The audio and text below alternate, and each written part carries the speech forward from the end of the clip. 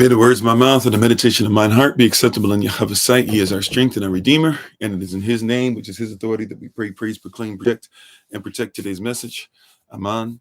Welcome to everybody. Welcome. Come on in. We got everybody in multiple platforms, multiple devices today. We're excited, thankful, and grateful to be in front of you all one more again. We appreciate you so much. Hola, mi nombre es Kofi. ¿Cómo está? Bonjour, je m'appelle Kofi. Ça va? Ni hao, namaste, Ohio, Asai Anakitawaya, I see you. Jambo, Mimini Kofi, Nina Fra Kukutana Nueve, Habarigani, Anai Kofi, Mashalam He, Kwame Yashra, Tida, Bakwatav, Barak Allah Cham Yahava Shalom, Allah Cham Yahava, Anai Kofi, Mashalam, I'm sorry, Anai Kofi, Kwahalat at Servants of Christ, Mashalam He. Hello, everybody. I am Pastor Kofi, Pastor Servants of Christ, where we are always changing lives one mind at a time by being a voice of the voiceless and speaking the unspoken. And we're thankful and grateful and appreciate your presence and your time with us on this day. So we're thankful. Thank you guys for coming in. Come on in. We're going to have a little discussion today. Thank you to everybody who's on Facebook, TikTok, YouTube, the podcast. Matter of fact, we have 2 TikTok channels going on today. So we might have some joining us on the original Kofi_40, which we're trying to get back in the habit of making sure we're using regularly. It's been a while since we've been using it regularly. And we started to, we kind of bounced back out. Those who aren't Kofi_43 joining us as well, we appreciate you. We use Kofi_42 for our evening sessions, but we're thankful and grateful to have you guys coming on one more again. So thank you. We appreciate your presence.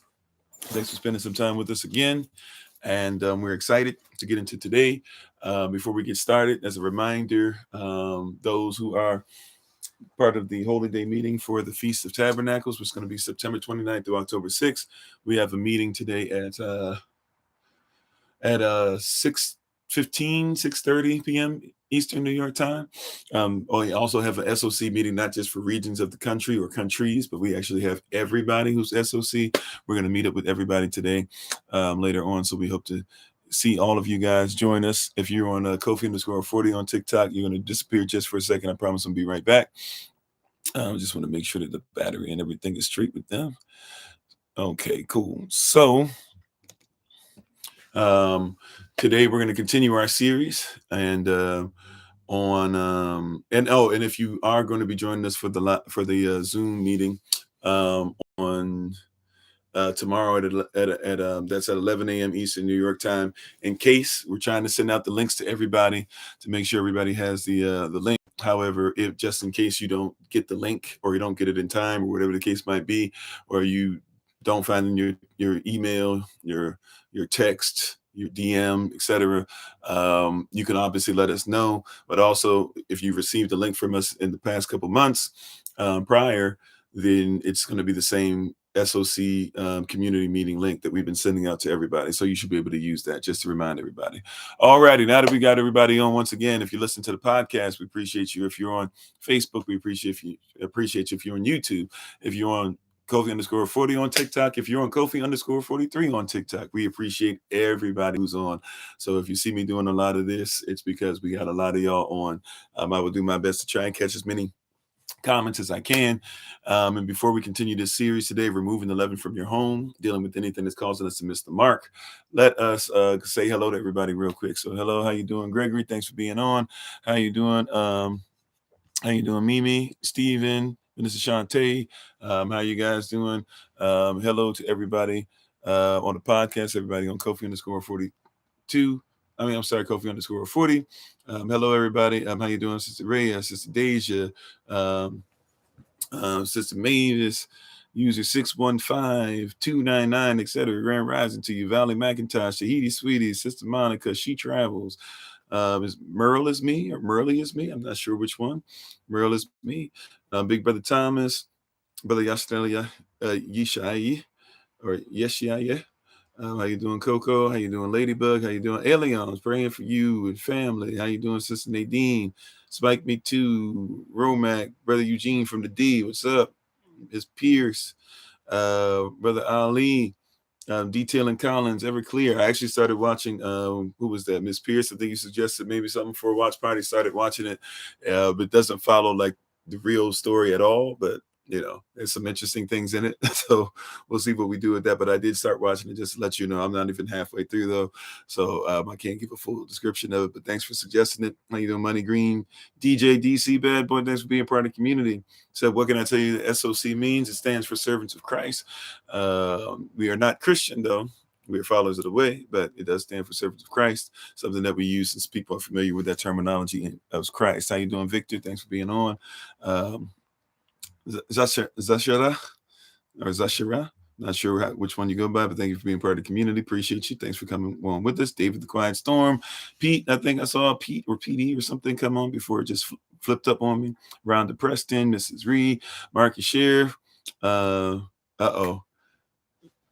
November rain just talked last night. Also NRS, I believe. Sister Nancy, I believe. Hopefully I got that right. Is it Michi? I still don't remember how to pronounce it. Sorry. Kente. Everybody. Lottie Dottie, everybody. Loudy Dowdy. Okay. How you doing? Lottie Dottie.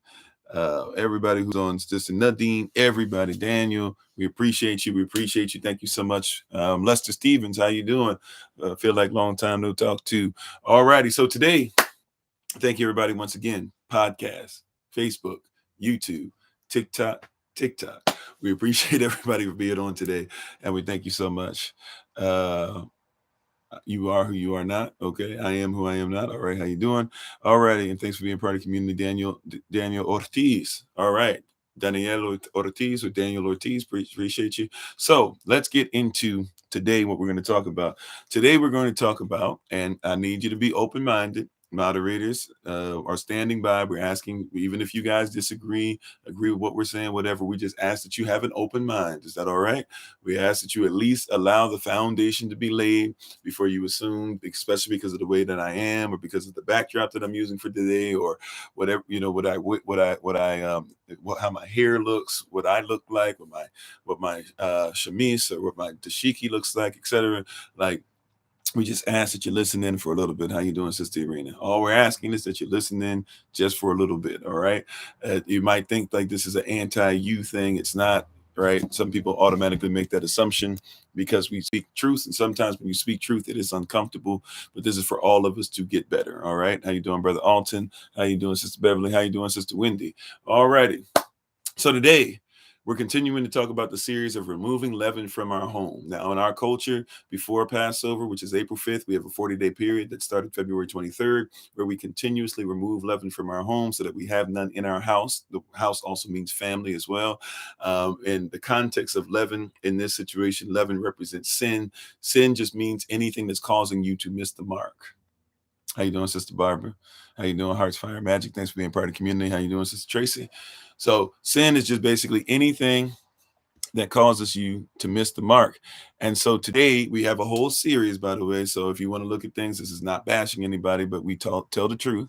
And so in this series, in the midst of what we're going through, we want to make sure that we talk about today America's worldwide influence.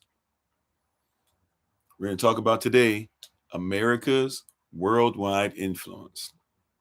How you doing, Jetone? Thanks for being part of the community. America's worldwide influence. Now, some of y'all, before you hit me with, if you don't like it here, you can just go back where you come from. I comprehend.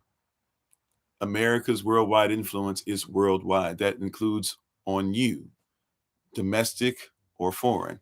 And for those of you who think anything of this, I actually served in the United States military. So maybe that gives you a little bit of chance to allow me to elaborate some, right? To let you know that I've seen things. I've trained some of the people that you are so proud of that are running your country.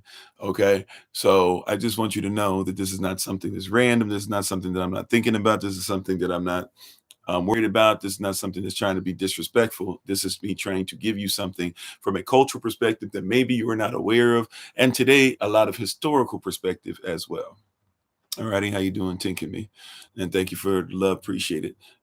So today, once again, we're going to talk about America's worldwide influence. And before we go there, we have to admit that everybody is influenced. And I also want to stop this argument before we get into it too. We got to be honest about it. Hey, how you doing? Is it Drock 68? Not sure if I said that right. So we all, and Yosef Lamar, how you doing? We have to make it a point. How you doing, Henry? We have to make it a point to stop some of this stuff from the beginning, because once I say this at the beginning, if people come on here, I might be a little short, not short as far as anger or frustration, but I might be a little short as far as I might not go into detail. Okay. If some of y'all don't catch what we're saying, don't catch it right away. How you doing, D Brewer team? Thanks for the love. If you don't catch some of the stuff, or if you don't get it, I'm going to lay down a foundation, because I want you to comprehend that America's worldwide influence is something, once again, that influences those that are foreign and domestic. If you consider yourself to be a U.S. citizen, and to a certain degree, if you consider yourself to be a non-citizen national, how you doing, Brother Christopher? I didn't say so already. How you doing, Chef? Right? Still ain't said nothing? Okay, cool. Well, then maybe you need to find somewhere where they say what you need them to say when they need you to say it. But I'm not going to speed up just because you feel like you're in control. So for those who need to hear something or want to hear something, that's why I said patience is a virtue for some. So we're talking about America's worldwide influence, foreign and domestic. If America influences the world, America has to influence America first. Seems like it's an easy thing. How you doing, Dark Matter? Seems like it's simple concept, right? Seems like it's a simple context. But for a lot of people, they don't think about that. If America influences the world, it must first influence America. If America must influence America, it must first influence its citizens. If it's going to influence its citizens, it must first influence its leadership. If it's going to influence its leadership, it must first influence its corporations. If it's going to influence its corporations, it must first influence the owners. So worldwide influence does not mean that it has not influenced you. It is like those who say something as wild as, hey, you know what? I don't like the fact, or they don't speak English. You don't speak English properly. You need to go somewhere where you speak English. You don't speak English. Do you not realize that? Like you don't speak Anglo. So you think when you say English, you think you're talking about a particular language. If you don't speak Anglo or Inglo, you speak Anglo-ish. You speak English, Anglo-ish. It's kind of sort of Anglo. It's kind of sort of Anglo, because the Anglos were killed off by William the Conqueror when he became the first British king. So the influence is something that happens before that. Hey, how you doing, DKX? I'm sorry, I missed the whole name, right? So you have to realize that a lot of what you speak is not even, matter of fact, it's not even Anglo or English, what you think English is, because do you not realize that 40% of the English language is French? Right? Yeah, go to England, they'll tell you your language is broken, even though a lot of the people in England don't speak proper English either, right? But even in that, right? Like it's we got to recognize that like 40% of your language is French. That's why you put tion on words. You don't know that comes from something called chien. You say shun, but that's sion or chon, right? Depending on the language you're speaking. What are they saying there? Whenever you add a tion, that is a French way, which is technically a Latin way, right? Which has Greek influence also with the people who kept perpetuating Latin and Greek, that you would call them the Romans, right? You speak different languages mixed together and are busy telling people that they need to speak your language, right? If you speak Spanish, do you not know that you're speaking a lot of North African? And therefore, whatever Spanish is being interjected into English, you're speaking African languages, West African languages a lot. Do you not know that if you speak Russian, right, you're speaking the language of Gannibal's grandson, famous poet. Oh gosh, considered to be the greatest poet of Russia. Some people would say the greatest poet of all time. I'm sorry, let me look it up just to make sure. I can't believe I'm forgetting this name.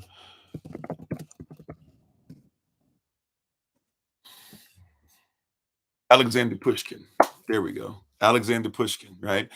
Alexander Pushkin is the grandson of Gannibal. Gannibal was a that was taken over to Russia and worked for the and was the Tsar's son slave, and then impressed upon him so much he became adopted into the family, became a big general, had a bunch of money, won a lot of wars for Russia. Well, his grandson Pushkin actually is somebody who does what? Pushkin is somebody who writes a lot and even helps to shape the Russian language. So even when you hear Russian language today or things like that, right? So all of these languages where people are saying, I speak whatever, you got to speak my language, you got to speak that. No, like you're speaking a mixture of many different cultures.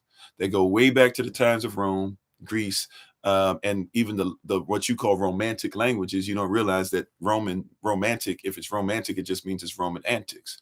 So just as Rome has shaped everything, Rome has continued to shape everything through the prism of what you now call America. Why do you have a Senate? Because the Romans had a Senate just like the Greeks did,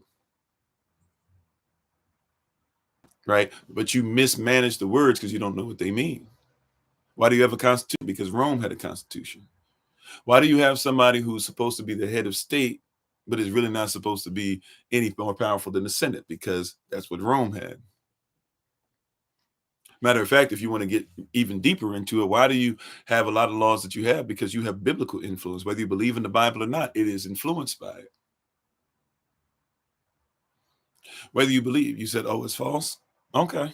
So Rome didn't have consuls. They didn't have senators. Those senators didn't have a democracy. By the way, democracy is not even in your constitution, right? So you say you have a democracy, but you really don't have a democracy. You say you're in a republic, which is what you pledge allegiance to. But okay, I have no clue what I'm talking about. I don't teach this stuff. I didn't go to school for it. I didn't, whatever, right? So that's fine. But people don't even want to listen. They're so busy trying to tell you why you're wrong. For example, what's the influence on the American? Uh, what is the influence that America has? Which America am I even talking about? Which America? You said the Iroquois and the Haudenosaunee is basis for American government. Some of it, sure. That's where you get the whole thing with the talon, the eagle's talon that has the 13 arrows, which comes from the Haudenosaunee people, right? And Peacemaker and them coming together, 5 tribes.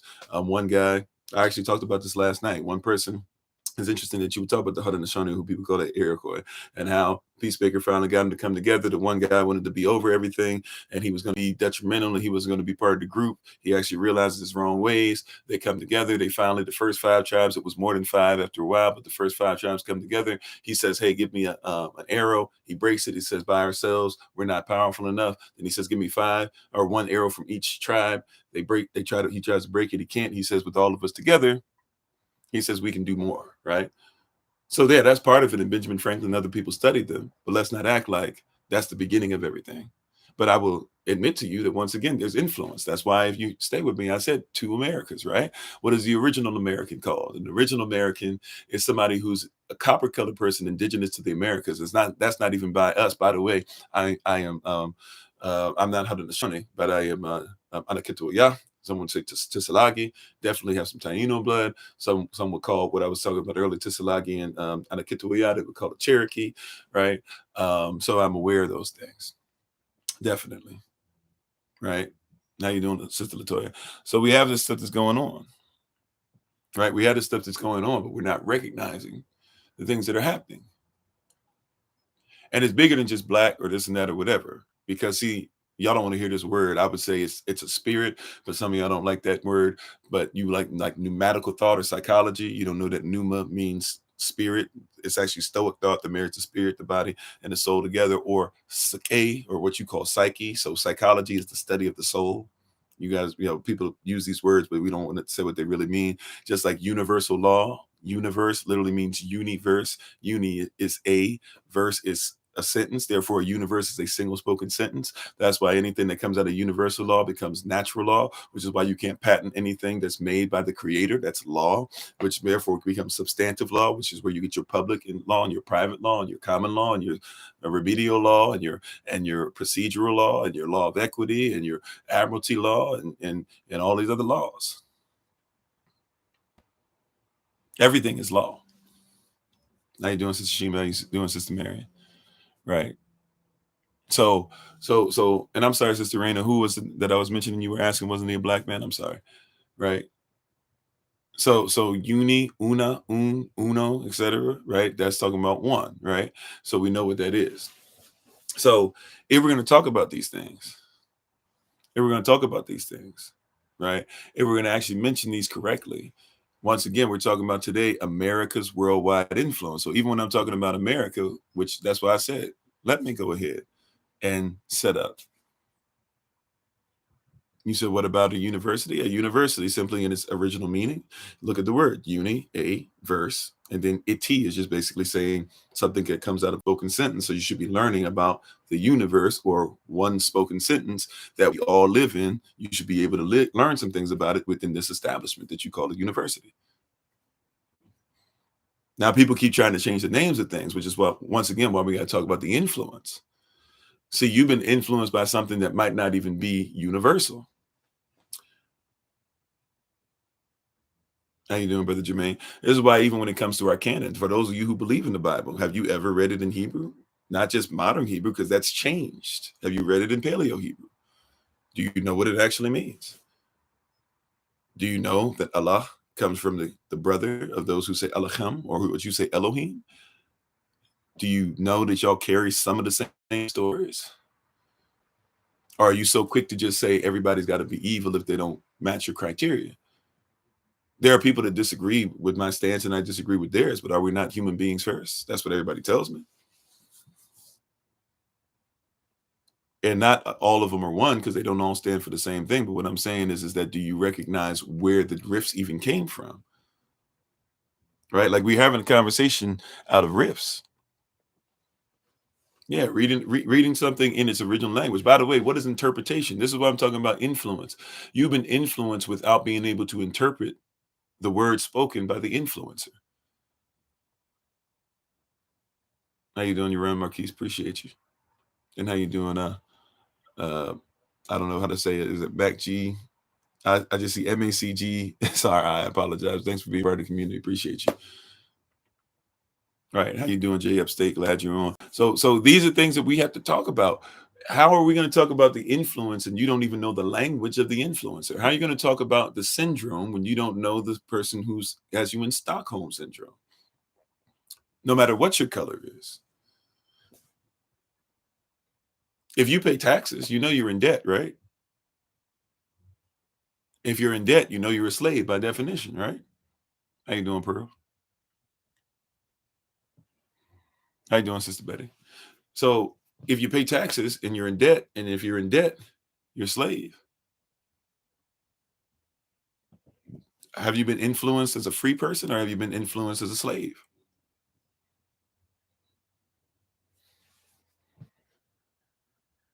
Is this a state national? Well, I'm a non-citizen national, so if that's what you're talking about within sovereignty, this some of the stuff I'm talking about. What I'm saying is though, what have you been influenced by? Like once again, we're talking about America's worldwide influence. So going back to the Haudenosaunee people, the Haudenosaunee people, sure, influenced some of the things the government did, but let's not act like there's not a lot of romantic stuff because the Haudenosaunee people also made sure that women were the ones who voted in the chieftains, not everybody.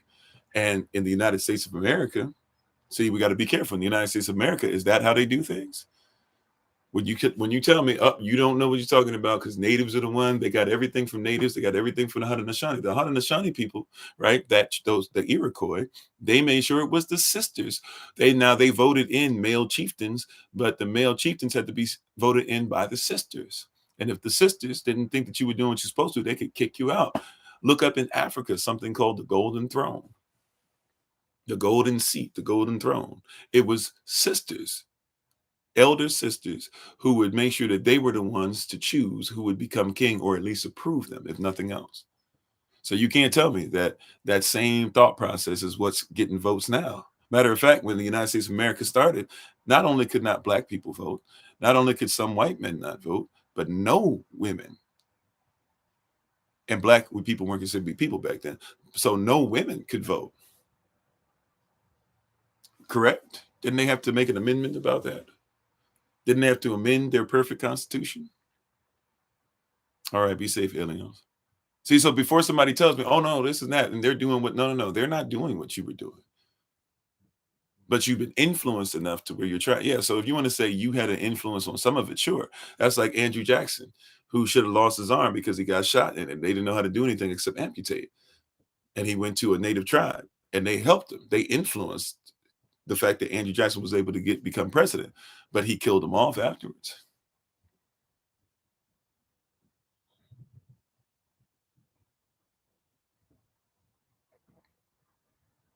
Right? So we have to have a conversation.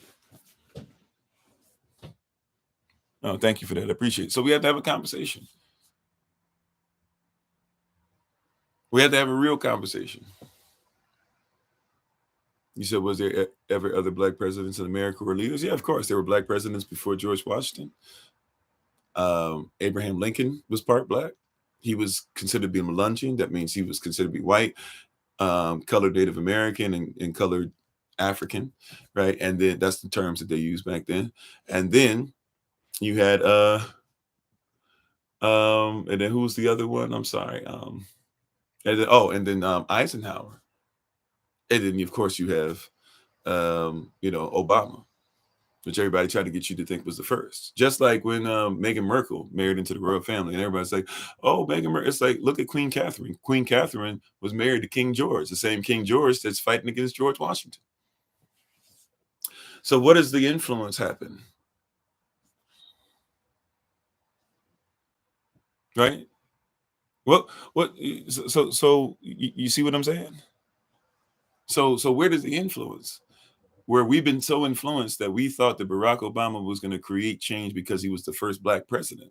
But presidents don't work for the people. Presidents work for the corporation of the United States of America. What is the president's number one what is the president's number one mission in life?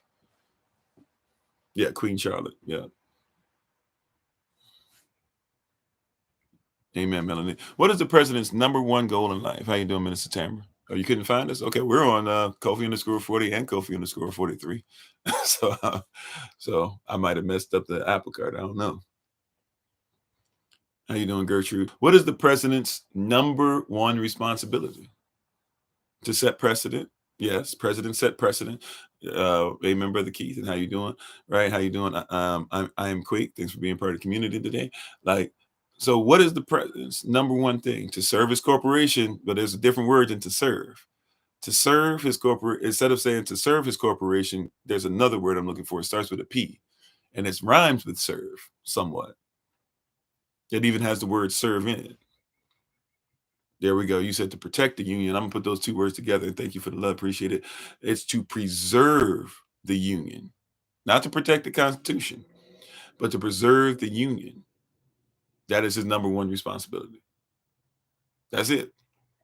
His number one responsibility is to preserve the union. He has to do the same when he puts his hand on the Bible and all this stuff. Part of what he talks about is doing the same thing that I had to say when I joined the United States military. You ready? I will support and defend the Constitution of what? Of the United States, not the United States of America. That's different than the United States. I will support and defend the Constitution of the United States. Why is that a big deal? Because that's a corporation. Thank you for the love. Appreciate it. I've never seen that one before. Cool. So I will support and defend the Constitution of the United States against all enemies.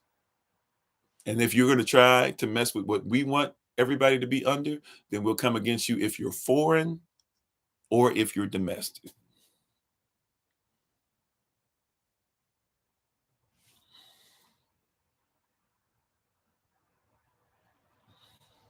I'm sorry, I saw your comment. They were rumored to be half black. I don't remember what I was talking about at the time. I apologize.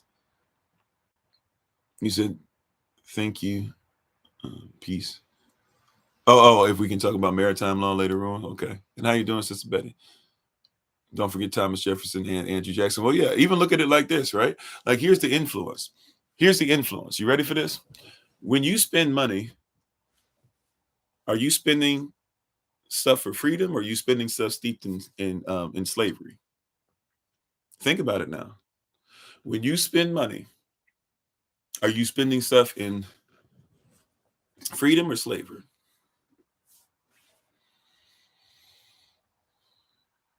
And Bakwat Tav, Grand Rising, everybody coming on, we appreciate you. You said, and does the United States include everyone that resides in the United States? No, it doesn't. Not if you're not part of the corporation. but you have to make a decision whether you want to start changing yourself. You're spending slavery, right? Oh, Thomas Jefferson's mother was half black. Yeah, I'm not. Well, yeah, I know that that's what a lot of people say. If you can give me some stuff to study on that, I haven't really found anything to find it. Even when I've gone to his house or his manor or whatever you want to call it, his plantation in Monticello. I've looked up quite a bit of stuff on Thomas Jefferson. Thomas Jefferson used to be the standard for us when we were in high school. They used to tell you, you wanted to go to Thomas Jefferson High School. So everybody was trying to figure everything else about Thomas Jefferson. He was a big deal where I was at. But yeah, we got to have a honest conversation, because when I spend money, doesn't all the money have slave owners on it? Thanks for being part of the community, humble saint. Like, just quick question: when you pull out your money, when you pull out a $1 bill, who's on your $1 bill? This simple, right?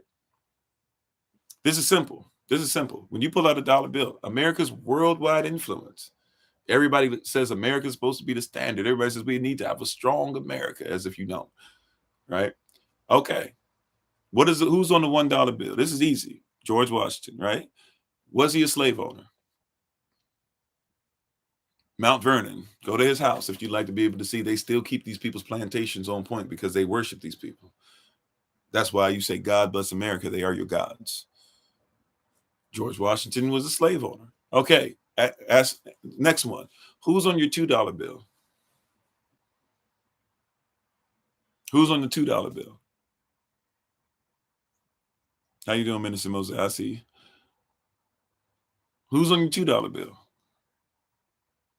That's an awful standard, but if you're not careful, that becomes your standard. Jefferson, right? Okay. Was Jefferson a slave owner? Right? Let's just make it simple. As plain as a nose on your face before everybody starts fighting and complaining and saying I'm just making stuff up. Right? Thomas Jefferson, was he not a slave owner? Yes, he was. Matter of fact, him and George Washington were both Virginia slave owners. Right? The reason he's number 2 on the on your dollars, by the way, is because he's actually the second person to start building on the White House. He came in second place. A lot of people don't know that when George Washington went to Virginia, went to Maryland, said, give us this much of your land. He built a White House on it to make it a plantation. He had something there called Foggy Bottom. That's where the slaves live. They still have that metro station still to this day on the Orange Line. You get off Foggy Bottom. That's where the slaves used to live at. And when you get up there, it's George Washington University. Matter of fact, George Washington University Hospital is right there to your left if you get off on one of the sides when you come up. Right. But Thomas Jefferson, he came in second place because he was trying to build the White House or he was trying to get the contract to build the White House. He didn't get it. So when he actually becomes your third president, not your second, but your third president, right? He's the second. His party is the second party also to be able to come after the Federalist Party. The first 2 presidents, George Washington, John Adams, not John Quincy Adams. So not John Adams the Jr., but John Adams the Senior. They were both out the Federalist Party. But George Washington, Thomas Jefferson, James Madison, John Monroe, first 4 out of 5 presidents, if you start with George Washington, they are all Virginia slave owners. It's on your money. They're telling you a story, but we don't know it. And this is influence. See, now whether somebody's ignorant or not, does it mean that you still can't be influenced? And whether somebody's aware of it, does it not mean that you still can't be influenced? Come on, right? How you doing, Storm? How you doing, Everclear? Right. So we got to be honest about this. How you doing, Big Brother Thomas? Let's have some honest dialogue. Let's have some honest conversation. And thank you again to everybody who's on the podcast, who's on YouTube, Facebook, TikTok. We appreciate you. And thanks for the love, right? So we got to have some honest conversation, right? Now, let's keep on going, though. Let's keep on going. Number 5. Who's on the $5 bill? Yeah, we're indoctrinated at the dinner table, all that. That's part of Willie Lynch mentality. Who's on the $5 bill?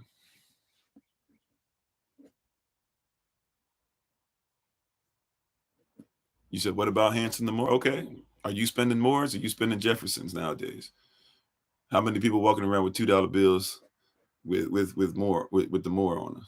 Now, if you want to say, oh no, they tricked you or something like that, I mean, we can get into that some other time. And even, let's be honest about that, Hanson still was preserving the Union. Let's not act like he was making sure that all of us were protected. That's not his job. Number 5 is Lincoln. Question for you. Was Lincoln a slave owner? Ooh. Was Lincoln a slave owner? So there's many faces on the $5 bill. Okay. So how many $5 bills are out there percentage-wise that don't just have Lincoln on it? Yes. Okay. There's different 50-cent pieces. There's collector's items, but let's not act like that's what's in main circulation. But okay. All right. So Lincoln, yeah, I'm not trying to argue. I'm just trying to say, roll with me a little bit, right? Before we try to disavow everything, dismantle and say that everything has to be wrong, we're missing some fundamental truths as far as things are stringing together. Abraham Lincoln, slave owner. If you don't believe it, first of all, Abraham Lincoln is interesting because Abraham Lincoln, once again, he was a Melungeon, right? So he's considered to be white, dark native, dark or African, right? Or some mix of African. He was called a Melungeon. He was mixed. Okay. Now watch this. Abraham Lincoln was a slave. Did you know that? Born a slave? Did you know that? I mean, you should, because we think that all skin folk is kinfolk. But he was a slave. And he still wanted to make sure, right, that he had slaves himself. Because he came out of a slave mentality. It influenced him. If you read about Lincoln, Lincoln actually says, like, when he was a child, where he was, his dad was allowed to own him. Why is that? Because his mama was Negro. Y'all don't know that when they called somebody Negro, lawfully speaking, that's why law is important. A Negro was considered to be either somebody who was a copper-colored person, indigenous to the Americas, that's the original American, a native, or somebody who was brought over from another place, who they could consider to be Africanoid or Negroid. They both fit the bill. She was mixed with both, though. And so since she was mixed with both, as many of us are, since she was mixed with both, and her daddy and she the slave was forcibly taken. Got to be careful on social media nowadays. She the slave was forcibly taken, and when she was forcibly taken, she gave birth to Abraham Lincoln. Abraham Lincoln is then able to get his freedom, and then he ends up thinking of himself poorly the whole time. This is why before he even runs for president in 1858, before he runs for president, 1859 to 1860, and then wins going into 1861, by the time he gets in office, everybody's already seceded because they already said that they wanted to preserve the state's rights to own slaves, right? South Carolina said that. Texas said that. Georgia said that. Virginia said that. List goes on and on. Matter of fact, their president, President Jefferson Davis, he made it a point to say that they were leaving because they knew that he was in Missouri at the time. He said, we're going to go ahead and leave because we know that they're going to try and take away our God-given right to own people. And Abraham Lincoln is on the copper-colored penny because, once again, what is an indigenous American, or the original definition of American by Western law? It is a copper-colored person indigenous to the Americas. Right? But in 1858, getting back to what I was saying, Abraham Lincoln made it a point to say what? He made it a point to say, hey, y'all, please don't get mad at me. Please don't secede, because people have been threatening seceding from the Union since George Washington. Matter of fact, the fight between the British and Americas was about secession. You guys think the Civil War just started in 1861, not even knowing about the Kansas Wars, which were started in 1856, right? And not even knowing about, hey, even when the Revolutionary War, or not the Revolutionary War, but the Eighth War of 1812, that's basically secession again, because in 1776, most of the country, or if not all the country, they didn't consider themselves to be Americans because Americans were natives. If somebody said I'm an American in 1776, they thought that you were talking about a native. It wasn't until Britain started saying, we want to get taxes. We want taxes, and slave owners, which is all of America was. Don't get twisted. It wasn't the South. It was slave owners. It was all of America. How you doing, Sister Tamal? So everybody had slaves. How you doing, Reginald?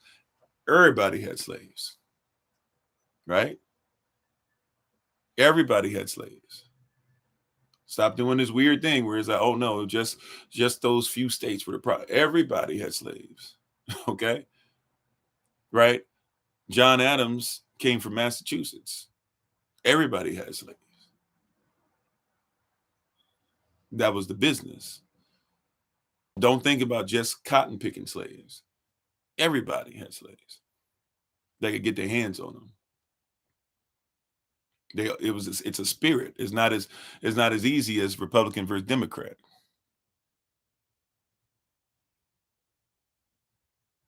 Okay. So the War of 1776 was basically North versus South before it was, and most people considered themselves to be English, British, under the crown. If not everybody, really everybody did. And they had 13 colonies that belong. Matter of fact, if you do your research, it wasn't just going to be 13 colonies. There were supposed to be other groups that are still that are now part of Canada. They were supposed to go ahead and fight with what you now call those colonies of the United States of America and stuff like that. They were supposed to fight too. They chickened out though, because when England was coming, they were going to come to them first, and they realized the other colonies were not going to have their back, so they backed off. So you were supposed to have like about 15, maybe 16 colonies that were like, yeah, we're going to fight. But they lost their nerve. Hey, how you doing, Wall Express? So you got to recognize it. I'm trying my best. We got 5 different platforms going on at the same time simultaneously. So I'm trying to catch as many of y'all as possible. I'm appreciative of everybody being on today. Thank you so much. Right. How you doing, Ernie's Heart? Right. So Lincoln, though, is so messed up in the mind because of all this influence and him thinking that his father is better than his mother, and him not wanting to be considered to be his own people, that he in 1858 tells everybody, hey, I'm here to preserve the Union. I don't even think the black people, I don't even think the black people can think in the same line as white people. He says, my daddy's white. He's basically saying, my daddy's white. Don't think I'm gonna change everything. How you doing, Savija? And how you doing? Hey. Thank you for the love. Appreciate it. So he's telling everybody, please don't get offended. Don't get it twisted. Don't think that things are going to happen and this and that. I promise I'm not going to mess it up. Say, go back and watch the movie Django. That paperwork was on point. Right? How you doing, Sister Sharice?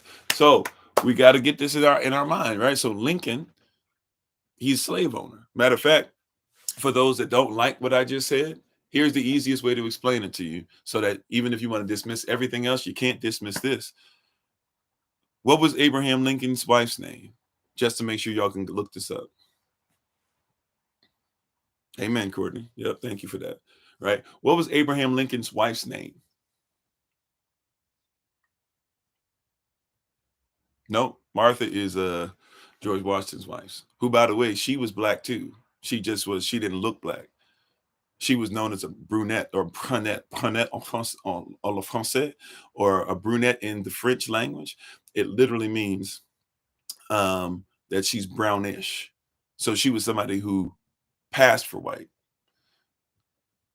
So it's not always as simple as black, white. That's why I keep telling you, it's a spirit. Not all skin folk is kinfolk. Not all Israel is Israel. But Abraham Lincoln's wife, her name was Mary Todd. Mary Todd came from a family that owned slaves. And while she was single, she owned slaves.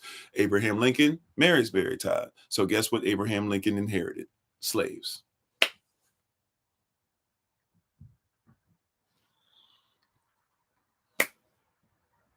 So even if you don't like the other stuff that I say, or you want to try and say I'm wilding out because you haven't read it or you haven't studied or things like that. But obviously, if he married her, and remember back then, especially in certain territories and states, the husband takes over whatever the wife has by law. So that means that whatever she had, it was his. And you got to ask yourself now, did they get rid of him? Because you could make the argument that just because he married her and she owned slaves doesn't mean he kept the slaves. Problem with that is that he never got rid of them.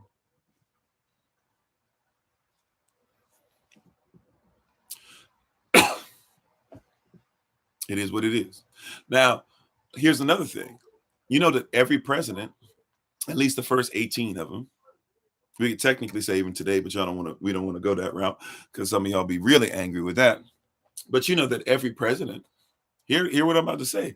Every single president, at least the first 18, were all slave owners, because Washington, D.C. was literally set aside to be a plantation, with the White House being the manor. I told you that the slaves lived in Foggy Bottom, amongst many other places. And the overseers were there to watch over the slaves, and the slaves did all the bidding in the master's house. The master was the president. See America's influence. So why would we consider it weird when people treat you like a slave, or when they treat other countries like slaves, or they dismiss other people? If in your country that you say you love so much, they wouldn't even let you vote unless you were a landowner. And even out of that, only 6% of the 6% of the country at the time was able to vote. And not all of, out of that 6%, they even let vote. You said Christian is moon. I'm not a Christian, but okay. I don't know if that's the perspective we're coming from, but this isn't a Christian nation anyways. Can't be, because it had to be a Muslim sultan that allowed it to be there. Look at the Treaty of Tripoli, the 11th section. You'll see that it says there in the Treaty of Tripoli that America is not, nor has it ever been, a Christian nation.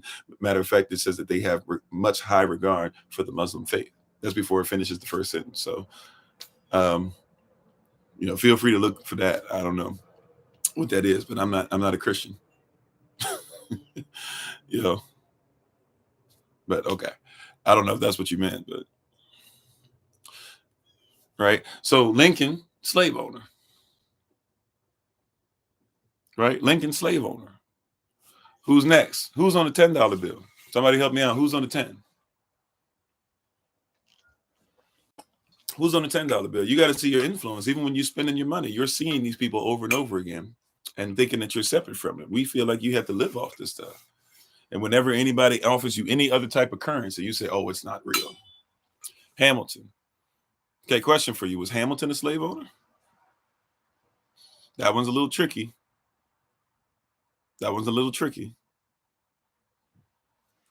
We gotta be careful about that. Was Hamilton slave owner?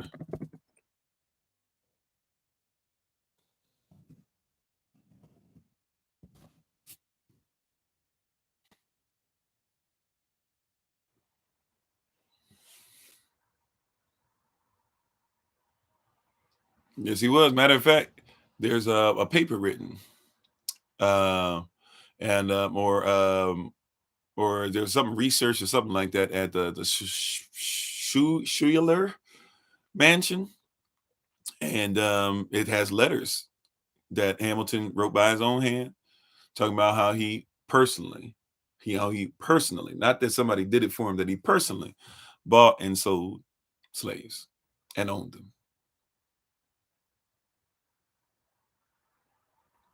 Of course, Mary Dawkins, that's what we're here for, right? So Hamilton was a slave owner. Not maybe, not it could have been, not you making it up. I'm just trying to tell you, right?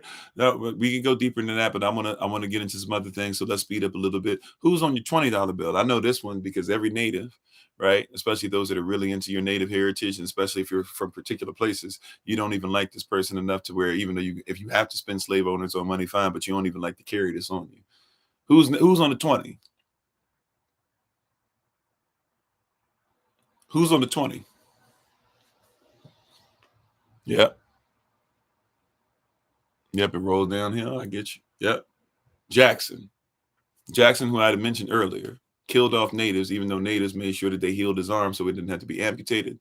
Jackson, who fought and got famous during well, a couple different wars or whatever, but basically during those wars would take time out of fighting the enemy to make sure that he chased natives down and killed them off. Jackson, slave owner. Now he's from Tennessee. He was schooled in Virginia, though. You see that Virginia lineage is popping up heavy.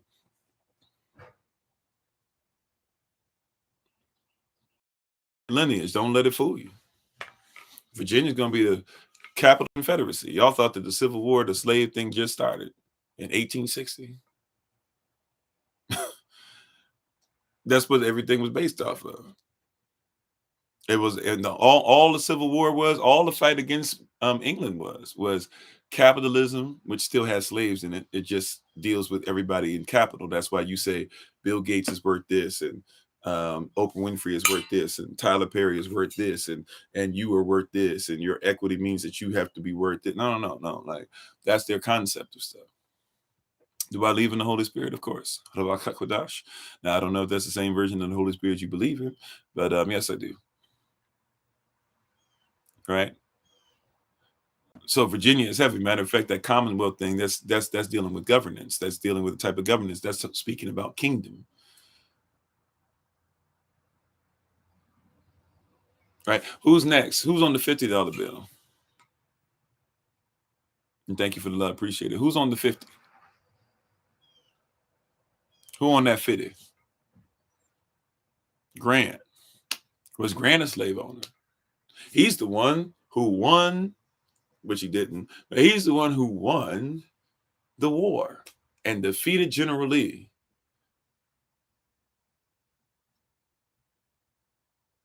Slave owner. While they were fighting, slave owner, by the way. While he was president, slave owner, by the way.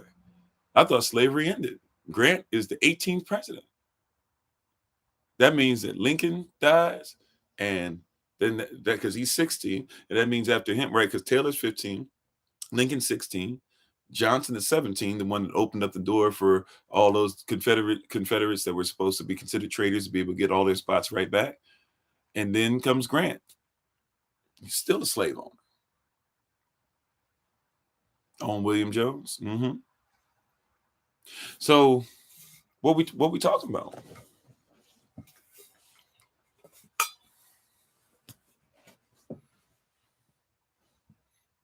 Right. And by the way, people try to reverse it because now this is lost cause rhetoric. So people that raise the rebel flag, which is not even a flag, it's a jack, but nevertheless, they raise the rebel flag, and they always say, man, General Lee, who he defeated, Grant was the slave owner. General Lee, he didn't even want slaves. He didn't care about slavery, but he just wanted to fight with his.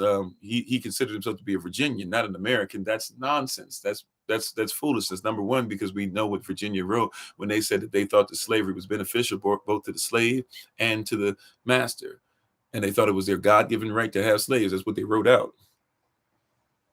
They believe that their God said that they should be able to own slaves. And General Lee is quoted as saying, look, if God didn't want slavery, then he would have got rid of it. So when he's done with it, he'll be rid of it. Until then, we'll own slaves. And General Lee, during the fighting, right, when he did all that stuff and he beat up on the North and went up into the North some, they captured free and escaped slaves, put them in chains, walked them all the way back down south. And the president of the Confederacy, right? What's his name again? Jefferson Davis. Jefferson Davis met up with them, and they sold the slaves, or sold the people that they made slaves. That's America's influence. So I got all these people telling me about the American experience and the American influence and how we need to make sure that we are influencing the world. You are already influencing the world if you consider yourself to be an American citizen. And thank you for the love. Appreciate it. You're already influencing the world. You've already been influenced. You already don't really worry about or know where you come from. And of course, who's on the $100 bill? Y'all love this name. Y'all got them on all the hip hop songs, everything. Y'all can't wait to get this. Y'all love movies about it, everything. Thank you for the love. Appreciate it. That was pretty. Thank you. Who's on the $100 bill? Benjamin Franklin. Was Benjamin Franklin a slave owner?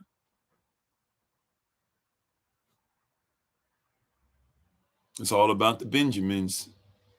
It's all about the Benjamins, baby. Right?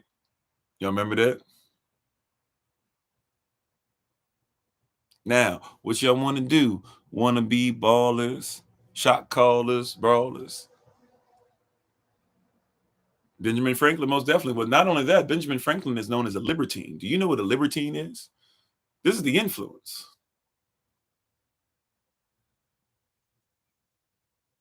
Do you know what a libertine is? Because that's what Benjamin Franklin was. Yeah, it's all about the Benjamins. That's what people say. My father be saying that still. It's about my Benjamins. Everything's all about my Benjamins. I'm like that. If you don't sit down somewhere with that. Right? But hold on. But Benjamin Franklin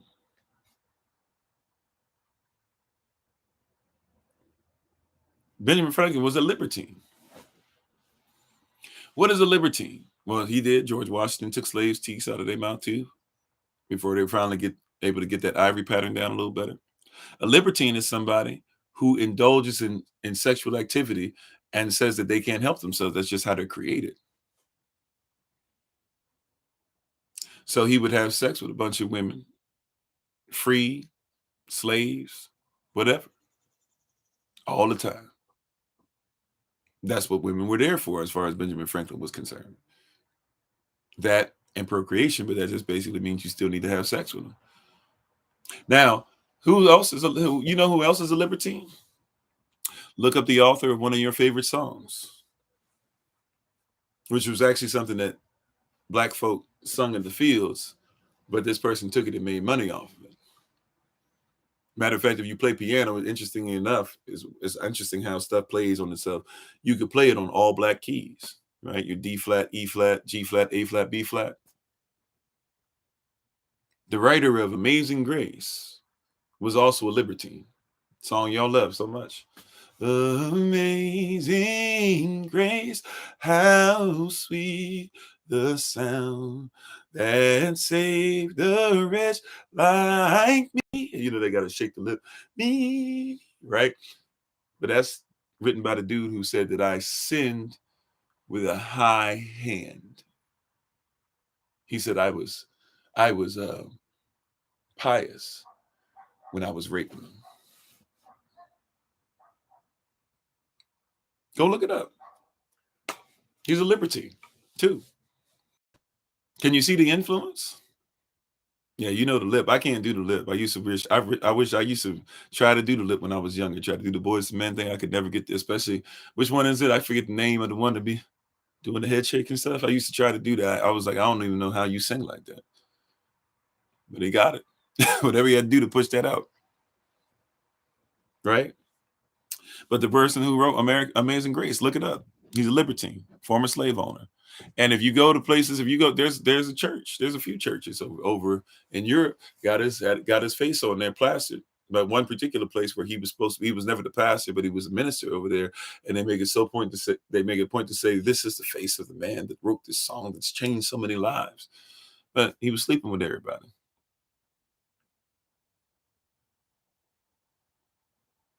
And people can't wait.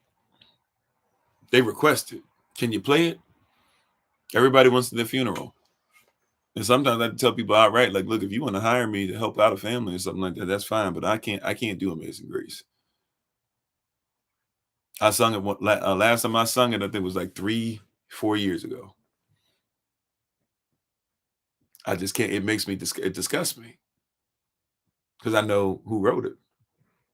That's why people don't want you to talk about the national anthem. They get so upset. But the national anthem, y'all don't want to talk about the fact that it doesn't just have one stanza, one verse, as some of y'all want to call it. It has four of them.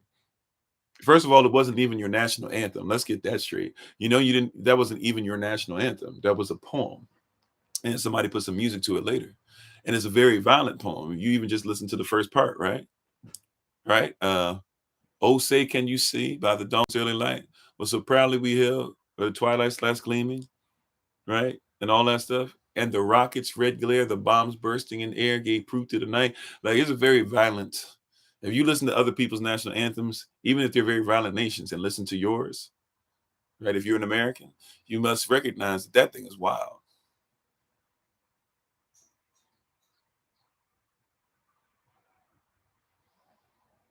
right? But when you read the third stanza of the poem, right? What they're actually talking, one of the things they talk about is the fact that they're so happy when the slave died. Matter of fact, let's just do a little research, see, because you don't know the influence worldwide. And like I said, before you can talk about how America influences everybody else, you got to talk about how it's influenced you. So let's just look this up real quick.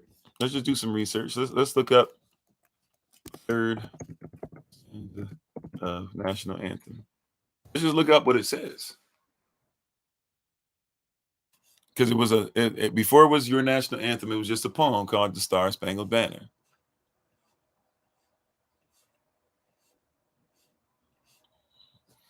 Here it is. It says, and where is that band who so vauntingly swore that the havoc of war and the battle's confusion, a home and a country, should leave us no more? Their blood has washed out their foul footsteps' pollution. No refuge could save the hireling and slave from the terror of flight or the gloom of the grave.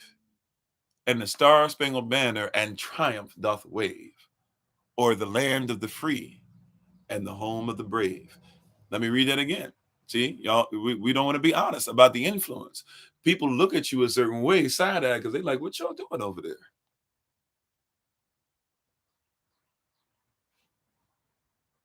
No, I didn't. I didn't even watch the Super Bowl. I watched the highlights, and I don't even watch the. I don't even watch the NFL like that, really, because I mean, even before Kaepernick, I already checked out because they were just. It was too much foolishness going on for me to be able to try and support in any way, shape, or form. How you doing, Molly?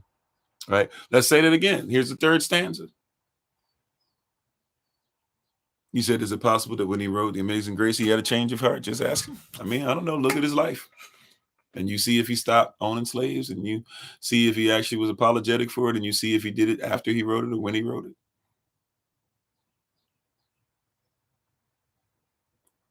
Right? But he said I sinned with a high head. So maybe when he was saying that, he was saying, I feel bad because I was out here preaching and writing a song and I was still raping these women. Maybe that's what he meant, but you know, I don't know. Maybe that could be something you want to look up.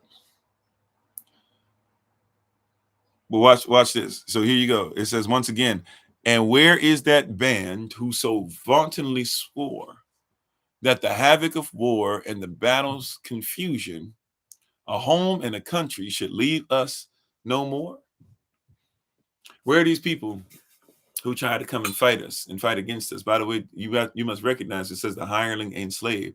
So there were people who were hired but indentured servants, but still tried to fight for the other side. And there were also slaves who ran to the other side with promises of being free. By the way, a lot of people don't know this, that in 1776 or after 1776, but during the the war, a lot of black people who were free and slaves, they left with the British. They left out because they knew what was coming.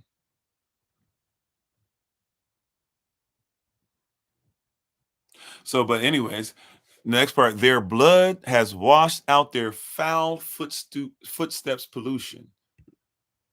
Wherever their foot, see, the Bible says, wherever your foot treads, it shall be yours. This man, Francis Scott Key, who y'all keep singing this song, he said that your footsteps, wherever you tread, is pollution.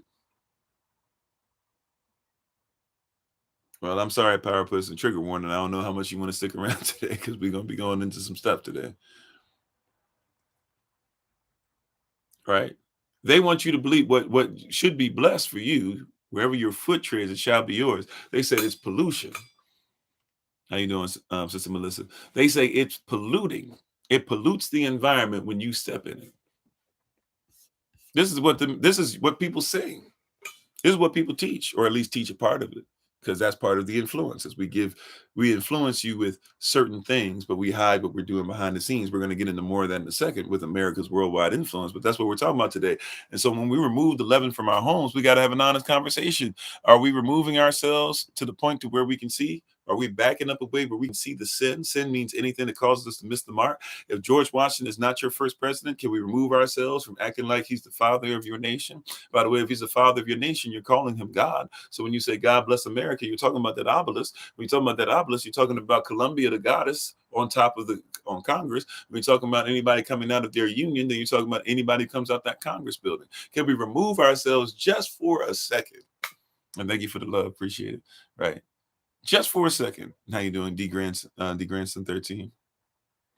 Just for a little bit, can we remove ourselves and say there's some things that we've been influenced by that maybe are causing us to fall short?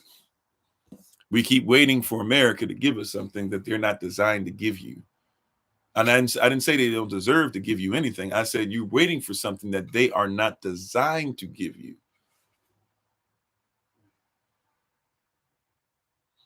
Right? If Israel gets reparations, if parts of Germany has received reparations, if Japan has gotten reparations, if Chinese and Japanese families that were messed up over here have gotten reparations, if Abraham Lincoln gave slave owners reparations, and you're still asking for them, it might not be that they cannot give it to you, even though if they gave it to you, what you really deserve, your dollar is already worth nothing, would be like worth a whole lot of nothing. But even if they gave it to you and somehow it meant that you were going to finally get what you wanted, guess what? Guess what?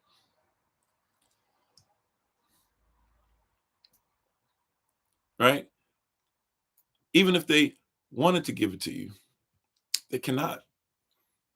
We talked about this before, by the way. You were not considered to be people. A people. You can people is not, watch this. You've learned the wrong thing in school. They misteach you. Their influence is bad, right? The I'm sorry, what you say, Vince? Oh, and seamlessly is always a black person singing it for sure, right? People is not the plural, is not plural for person. Some of y'all think, okay, it's one person and then there's many people. That's not what that means, because there's the plural of person, you just add a S. It's persons. So a person, if you want to see multiple, if you want to see a bunch of these individuals called a person, you would look for a bunch of persons. If I'm going to meet a big group, I'm not going to meet a big group or of people. I'm going to meet a big group of persons. What's the difference between a person and a people? A people is a nation. It's a state, a country. You know that the state is a country. A country is a state by definition. A head of state. Who's the head of state of the United States of America? Technically, right? Who's the one that they put in front of you, who wears his crown at least for 4 years, if he doesn't get in trouble? The president, right? He's the head of state. He even gives you something called the State of the Union address. The state, the country that is a union. This country, what state is this country in as a union? Right? So he might be the puppet, he might be the figurehead, but he's still the head of state. By the way, if you look up the definition of head of state, they'll tell you that the head of state is the same as a king, same as a queen, and same as an emperor.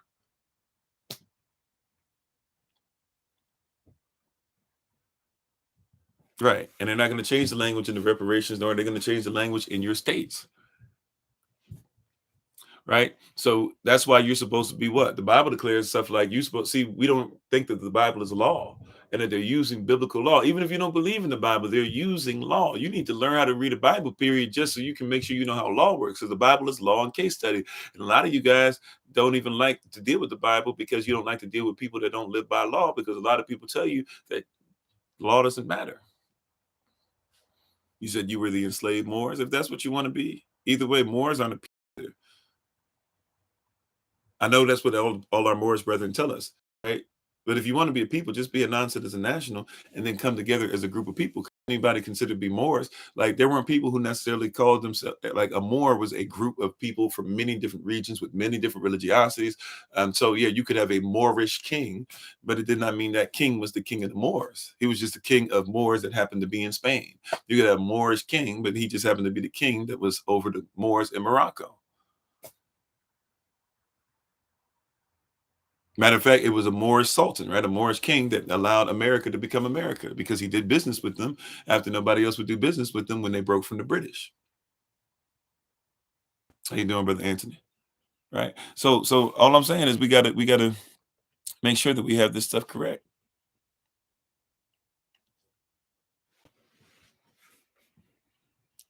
Right? Moors basically is a catch-all for black. the people who make laws now, and once again, we're trying to be under somebody else's rule. American influence, Roman influence, Eurocentric influence. Europe, by the way, just means anything that belonged to Rome, Europa, right? That they use deities, right, that belong to other countries to get that word. But when they said Europe, all they were saying was anything that belongs to Rome. That's why Rome, literally, or Europa, that came out of Rome, has literally made you guys think that Europe is a continent. I mean, a continent. Europe cannot even be a continent. Oh, the documentary Reclaiming the Throne? Yeah, it's pretty, I'd say it's pretty much 100% accurate. How you doing, Acoustic? For a lot of people, Moors just means black because we're coming from it from a Eurocentric perspective. People who called themselves Moors, it depended on who you were talking about and what it meant to them. That's why interpretation is always important. So if you're saying I'm a Moor, then basically you're saying I'm a blackamoor. Like, you know that, right? So like the Moor who tells you what's black, what is that? It's like, but you're a blackamoor. By the same, if you're going by the Eurocentric documentation that you're trying to receive, then all you're putting on paper is you're a black or more. Now, are you saying now a Moor who actually gets, now you got to comprehend this, a Moor who actually gets their status changed, not going through being a non-citizen national, but actually wants their status to reflect that they are a Moor, you actually have to have some physical tie, blood wise, or you have to be able to have somebody who is in royalty be able to sign off on you being considered to be somebody they consider to be a Moor. You actually have to get Moroccan citizenship, and then they'll be like, okay, we'll consider you to be a Moor as far as a Moroccan. But if you're just trying to put out on paper that you're a Moor, that's not necessarily even going to work as far as your lack of citizenship and becoming sovereign. See, we're going through somebody else's prism, somebody else's influence, somebody else who's influenced you, who's influenced you us badly, poorly, has us believing that we need to go ahead and be something that on paper technically ain't even what you want to be anyways, unless you know how to do it. Right. I was trying to talk to somebody last night. Somebody's child was talking to me, or somebody's, well, child, they're older, they're an adult now, but somebody was asking me questions about sovereignty and this and that or whatever, and they quickly were like, oh yeah, I got this and I got this and I got that, and it's like I couldn't even tell them anything. They were trying to ask me how to do what I do, but they were so busy telling, and I'm like, okay, bro, like I promise you, when you go through this paperwork, it's a lot more than what you think it is. And it's not just the paperwork, you got to live that way. And I even told them, even without the paperwork, if you start living a certain way, you still gonna be straight. You said, what if you're a descendant of the British royal family? If you're a descendant of the British royal family, then you would be, you would be British. So that conversation, now you're talking about if you're trying to break free of it, you could, and you could get your non-citizen national status or whatever. I mean, I forget what they equate that to in their culture. I mean, I guess you could, sure, but you're gonna have a heck of a time telling people that you're not part of, that you weren't born from that monarchy. But I mean, you probably could. Or if you're talking about Moors that were married into them, well, if you consider, so you got to ask yourself, even like, for example, like with Queen Catherine or King James, right? People who have African blood in them. We had to ask ourselves. And matter of fact, all these royal members of all these different countries, all these duchesses and duchesses and monarchs and that don't have power and all that stuff, and even the ones that do in Europe, they all have basically Queen Catherine's bloodline in them. So they all have African blood in them. So you can't even be a monarch without having African blood. So even with them, they're, if they wanted to, that's why whenever they become kings, queens, etc., they have to say, like our tribesmen do, like we should be able to do. That's why they cut you off from your name and your people. But we're supposed to be able to name, like, okay, if you're a king, I should be able to say, I come from so and so, it comes from so and so, it comes from so and so, it comes from so and so. Queen Elizabeth had to do that, just like King Charles did, and they had to be able to go all the way back past Queen Catherine, but at least to her, because her and her husband King George, that's their children. They had 13 children, 11 of which survived, and 11 of them married into all the other European countries that had royalty. So you can't have any royalty without that. You see, remember, this is the American influence. The American influence makes you believe that it matters where you're from. You think it matters where you're from. That's why you, Brooklyn, Inglewood, H-Town. If I'm from H-Town, certain part, I'm from the West, right? 404, stand up, right? You know what I'm saying? Newport News. Is Brooklyn in the house? Without a doubt. No, man, the Bronx. No, Staten Island, man. It's really wild over there. You get the concrete jungle, son. Now, I mean, actually, that's more Brooklyn, but everybody in New York City said that now, right? Man, that Jones, what's up? That's DC, even though Louisiana now trying to claim it, and so is Georgia, but that's DC. I don't give what nobody tell me, right? Chi-Town's finest, South Side, right? And by the way, when you do that, that's Willie Lynch mentality. Willie Lynch said in the letter that he wrote on the speech he gave on Christmas Day, 1712, gave it during a church service, a Christmas church service, Christmas Day, December 25th, 1712.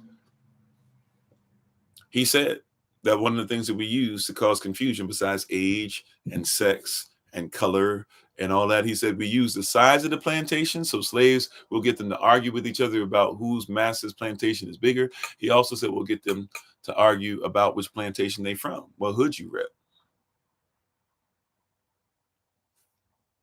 That's what they said. They told you how they were going to do this. All they did was what they told you they was going to do. They didn't pull any punches. They told you what was up from the beginning, and we keep falling for the same okie doke. At the end of the day, the main thing got to be the main thing. But you think it's more important where you come from. They've influenced you that way. Problem is that it should actually matter who you come from.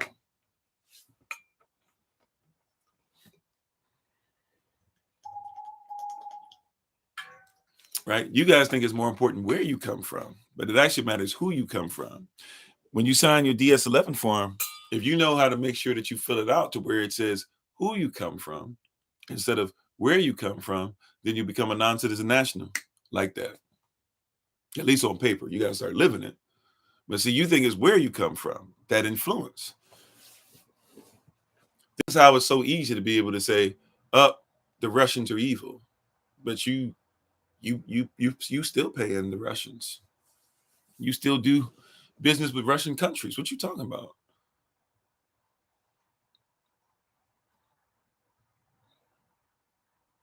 I mean, what are we doing here? Iraq needed to be controlled. We're so glad that we got to Saddam, and I'm not ready to go here yet. I do have some stuff ready for you, but let's talk a little bit about it. Saddam needed to be taken over. I was in the military, right? Got a medal and everything. We need to fight against Saddam. We need to kill him. Kill anything that's about him. Everybody over there is evil. But Saddam Hussein was protected by the CIA because he was a CIA operative. Oh, wow. Thank you for that. I appreciate that, Wendy. I've never seen that one before. Cool. Right? Saddam Hussein was what? He was protected by the CIA because he was a CIA operative. Saddam got the key to the city in the D in 1980. Saddam and his well, I can't say Saddam per se. I was actually thinking about Osama bin Laden. People don't really want to go there. Osama bin Laden's family is friends with the Bush family. So we really don't want to go there. Right? They started off as friends. America broke the treaty and with Osama. And that's why Osama started doing some of the stuff he started doing. People don't want to go there. Oh, that's your name too? Oh, okay. Are you Ghanaian, Nigerian, Ashanti, Twi, et cetera, et cetera? Right? I don't know if this reaches you well, if it's either Habari Ghani or Aqua Abba or Etesen. I don't practice enough, so I know I'm not pronouncing it correctly. But hopefully you get my gist. I appreciate you. From Ghana? Excellent. Excellent. Friday born. Right? So, right? And we're going to talk about Kwame Nkrumah in a little bit too, right? But we don't think about those things. We don't think about those things correctly. We don't know what's going on there. Saddam was a CIA operative.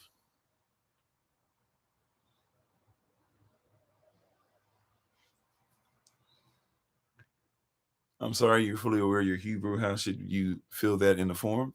Once again, Be a non-citizen national. Once you're a non-citizen national, you're no longer part of the system. You don't have to worry about that stuff. Non-citizen nationals, they can adhere to whatever customs and traditions and things like that, but you get to live it, but you got to live sovereign. Once again, don't just think about the paperwork. That's the American influence. Sign the paper, sign the paper. You don't even sign papers with UCC 1-308 or UCC 1-207, or even thinking about, 609 if you're getting certain contracts, things like that. So paperwork is something that's far from a lot of people anyways. And I can't teach this, a lot of this stuff out in public, because we get in trouble for it. They take us down. So, that's why we do a lot of that stuff outside of this setting that we have here today. And if you want more about that, just kind of hang in there with us, and you get information, or you can always contact us at a later time. If you're on either, well, Kofi_40, we got to update it because we haven't been using it as much lately. Kofi_43 over here. You can just go to our main TikTok page, click on the link tree, and look that up, and be able to contact us at different things that's there. And then we can have some further conversation about it. But also, you got to be careful, because if you notice, a lot of people, they just keep saying, yeah, I'm going to be sovereign. What's my paperwork? What's my paperwork? And it's like, this is a lifestyle. And that's why sovereigns get a bad name. And that's why they be trying to come at us hard, because a lot of people go out there and you trying to be something like a sovereign citizen. No such thing as a sovereign citizen. You're either a citizen, you in the system, or you're sovereign. You're not of it.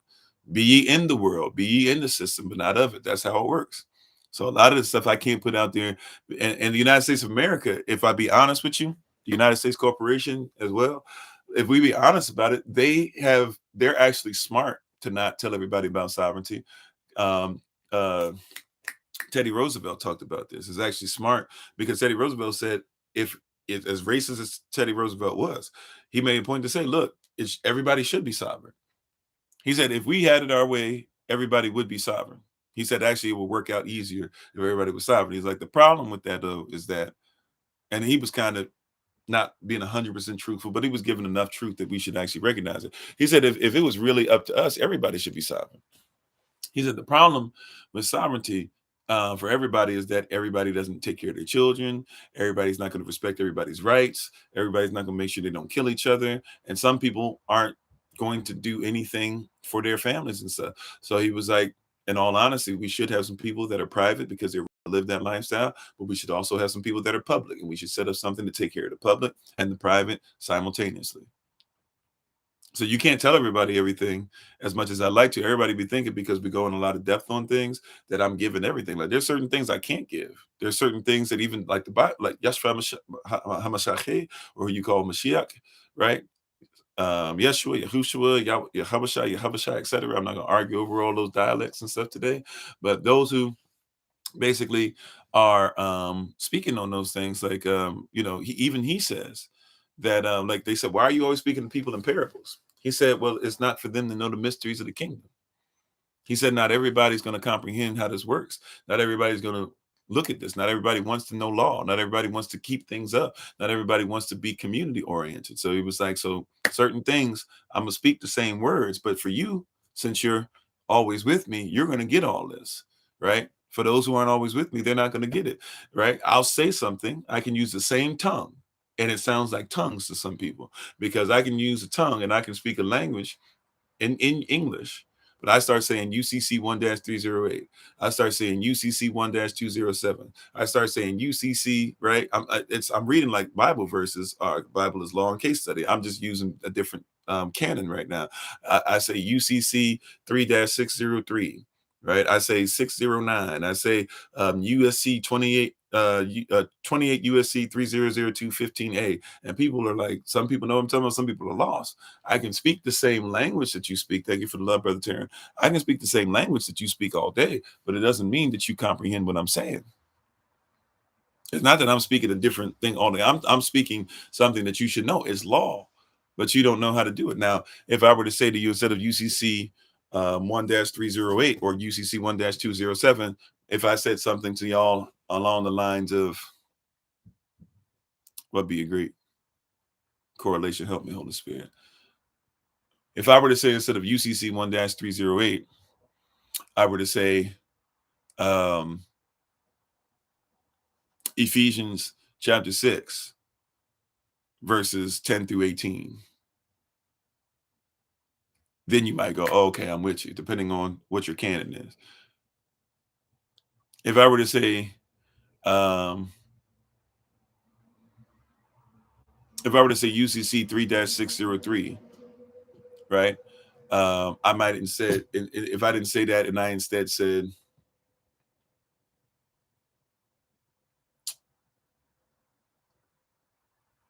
I don't know if I have a verse for this one, at least the verse on top of my head. And so if I were to say something instead of that, if I were to say, let your, well, it's the Sermon on the Mount, Matthew chapter 5, somewhere in there, maybe somewhere around verses 27 on, or somewhere in there, verse 33 on, Matthew 5:33 or so on, somewhere in there. I would say, let your yea mean yea and your nay mean nay. You would get it, right? But I'm saying the same thing, but you don't recognize it, right? So it's coded, right? That's why we're supposed to be code breakers. Y'all remember we had that whole series, Code Breakers. That's why we look at being code breakers. It's coded. Everything that I'm saying, I'm not saying anything that you shouldn't know. I'm not saying anything because I'm trying to hide something from you. I'm just speaking something that you might not see, right? If I say comme toi, if I say kusabiri, right? If I you know, somebody goes, what? I don't know what you're talking about. If I say calm down, oh, okay. Right? Doesn't mean that I'm speaking something that's not there. It's that you don't know the culture about it, right? And so America has this influence, right? America has this influence. America has this influence, and it's influencing everybody. Saddam Hussein, once again, Saddam Hussein, he was somebody who was a CIA operative. That's how he got power. Matter of fact, he worked for the CIA, was supposed to help kill the dictator before him. It went wrong, and he actually was the shooter. Went wrong. He actually shot like the leg of somebody else instead of the person who was there. Ran away. They went to another country. They CIA put him up in an embassy, and then let him live really, really well. And he even was like sitting there chilling, doing stuff or whatever. They even sent him to school in, I believe, in England, right? And when they sent him to school in England, then he got education over there. And then when the dictator died, eventually he made his way back and took over. Because the enemy of my enemy is my friend until I don't need him anymore. And today, in removing the leaven from our home, we're discussing what? America's worldwide influence. And we're on every rising 8 a.m. Eastern New York time, every weeknight, 8 p.m. Eastern New York time, except for Wednesdays. Those are my days off.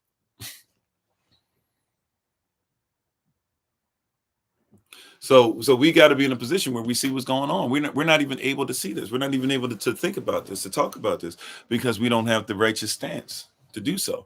We're not coming out of righteous interpretation. We're not able to interpret. You say Saddam Hussein is evil because that's what they told you, because they wanted to go ahead and finally take over his land and take over the oil and stuff like that. Right? So you say Saddam Hussein is evil. That's what you say. Problem is that you didn't take over his land when he was killing off people in the northern region, I believe in the mountains. Maybe it was the southern region, I can't remember, but people that lived out in the mountains, and he was using gas on them. He was using all types of gas. Sometimes even gas. He started experimenting with the gas that you couldn't see. See, what you'll discover is a lot of these people that get killed, they know where the bodies are.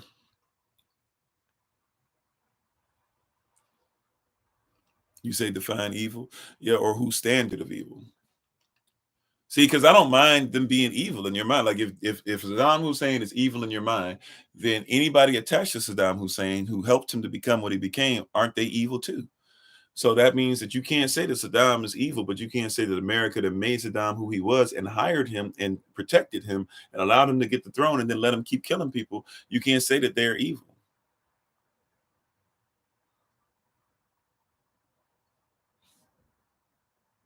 You said Bin Laden was set up just like a Gaddafi. Well, been set up is a strong word, I think, but Bin Laden was somebody who also, see, we can't even talk about Saddam without mentioning Bin Laden, if we want to be honest.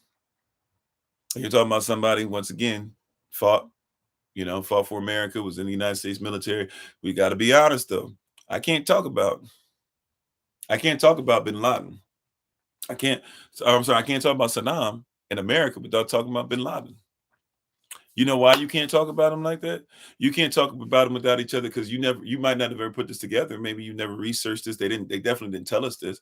But there's something that was called Operation Desert Storm. Y'all remember that early 90s? Some of you actually served in it that are on with us from time to time,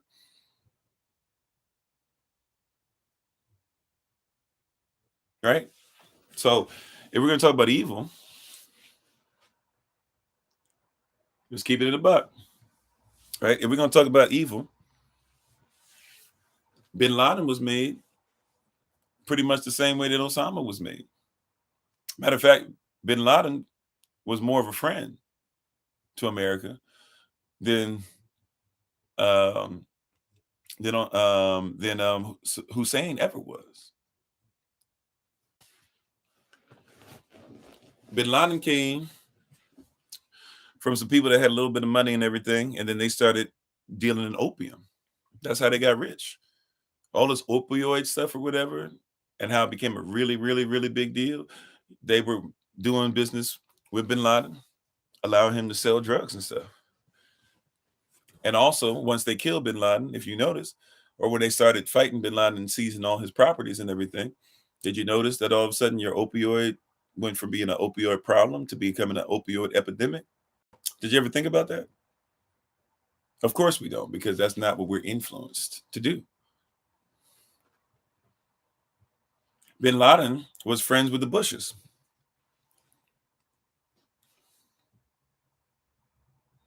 You said you definitely remember how all those soldiers died.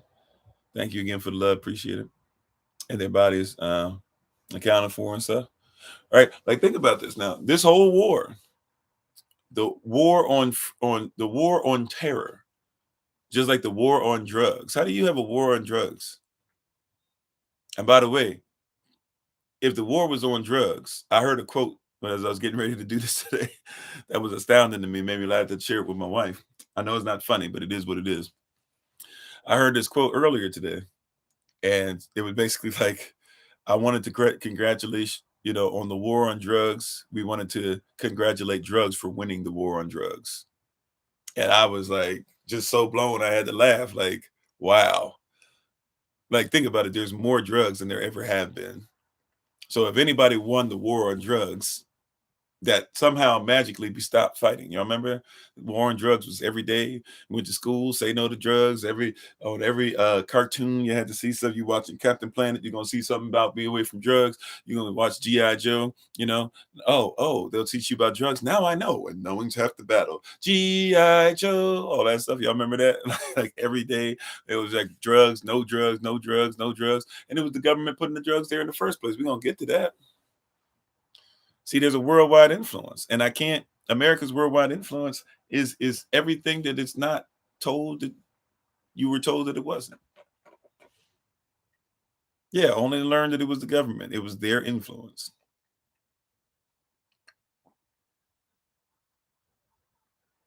Right. Today we're talking about America's worldwide influence. So, excuse me for looking down. I'm trying to make sure that I upload the podcast and we can keep on going. Right. We're talking about today America's worldwide influence. Why are we not having honest dialogue about America's worldwide influence? Right? Honest dialogue. If somebody lies to you, if somebody tells you that everything they do is for um, because of their great moral compass, but then behind the scenes, everything that they do is immoral to reach this supposed great moral compass, are they liars? And if liars influence everything, then that means everything you live in is influenced by lies. If everything you live in is influenced by lies, then that's a system. If everything in that system is influenced by lies, that system is systematically set up to be a systemic set of lies. If it's set up to be a systemic set of lies, if you stay in that system, you're going to have to be a liar. And if you're a liar, the truth is not in you. If the truth is not in you, then you can't talk truth. I said this yesterday, and I'll say it again with my whole chest again. If you out here preaching to people and you don't live what you say, please just shut up, because you're messing us up as a people. I say it with my whole chest. I don't care if it sounds mean or not. It's what you need to hear. If you're out here telling people not to follow law, but you stop at a stop sign, shut up. It is what it is. You know what I'm saying? Like, if you out here that you follow the Bible, but then you make sure there's a Christmas tree in your house, and you don't want to admit Jeremiah chapter 10, verse 1 through 5 means anything because you don't follow law, then please shut up. Because the truth is not in you. You messing people up. You getting them into some stuff that they hanging on to. It's not even just that, right? You get mad, call people witches and witchcrafts and all that stuff. Witches are supposed to celebrate Christmas. Why do you?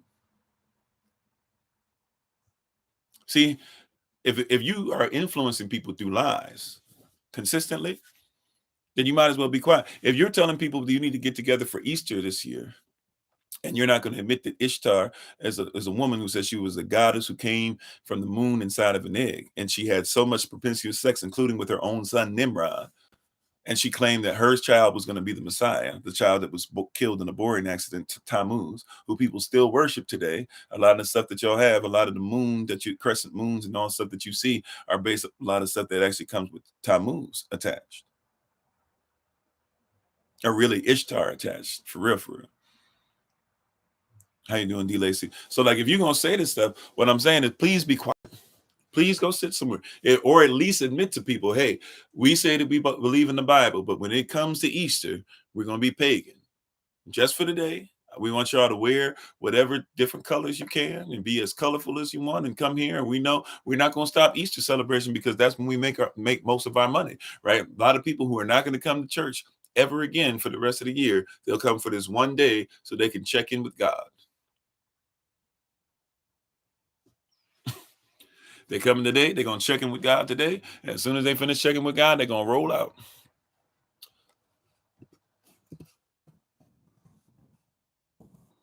They coming to check in with God. They gonna roll out after that. Just tell the people the truth. If that's what you're doing, then okay, wow, all right. Now we know why you do what you do. Okay, thank you for telling the truth. You said 1 John 2:15. Yep, love not the world. That's once again that word world is system. Love not the system, neither the things that are in that system. If any man that love the system, the love of the Father is not in him. Right? It's pretty clear. And a lot of people don't want to go into sovereignty either, because when you go into sovereignty, sovereignty is based off of spiritual principles. Like, if you get the book, Meet Your Straw Man, when you get that book, guess what you're going to be reading about? Right on the cover, they're going to give you Proverbs. They're going to give you a proverb. Why? Because if you're going to follow law, you have to follow biblical principle. I know you don't like that, but that's the way it works. Right? Like, if you want to know law, you need to know the Bible, because that's all they're using is the Bible. Even if they're misusing it to get you to sign off on things that you don't want, they're still using the Bible as a compass. You said, is church something you should do every Sunday? Church is the root word for church is cirque. It's the same thing as like cirque. Cirque is talking about a circus. So I'm not worried about having church at all. Right? People started going to circuses, and then they turned the circus into a place of worship. If you look up the word, if you look up where it came from, if we look up the etymology, if you look up the history of the histrionics of church. So yeah, I don't even think you should have. See, somebody wrote that in, and so we say the church should be in you. I don't want circus in me. I know what words mean. But as far as Shabbat, Sabbath, as far as the what we're in now. Matter of fact, I can actually give you the actual Sabbath day, because Sabbath moves, because our months don't move according to every like exact day every year. It moves to how the moon moves. So if we look at this, our Shabbat right now is technically, Shabbat is actually on Tuesdays right now. So right now, if you want to go by the actual biblical Sabbath, it's actually on a Tuesday right now. But if you're looking for, if you have to live in the land of your captivity, then you might say, okay, Saturday is what we have to go by the Gregorian or Julian calendar. That's what we go by. But if you're actually talking about the actual Sabbath right now, where it is, it's on a Tuesday. But once again, it's culture. And if you notice so far in all this American stuff that's influenced, it's a twist or a modification of culture. Anything that's modified is not something we should eat physically, mentally, spiritually, emotionally, etc. But we're eating a lot of stuff that's not biblical.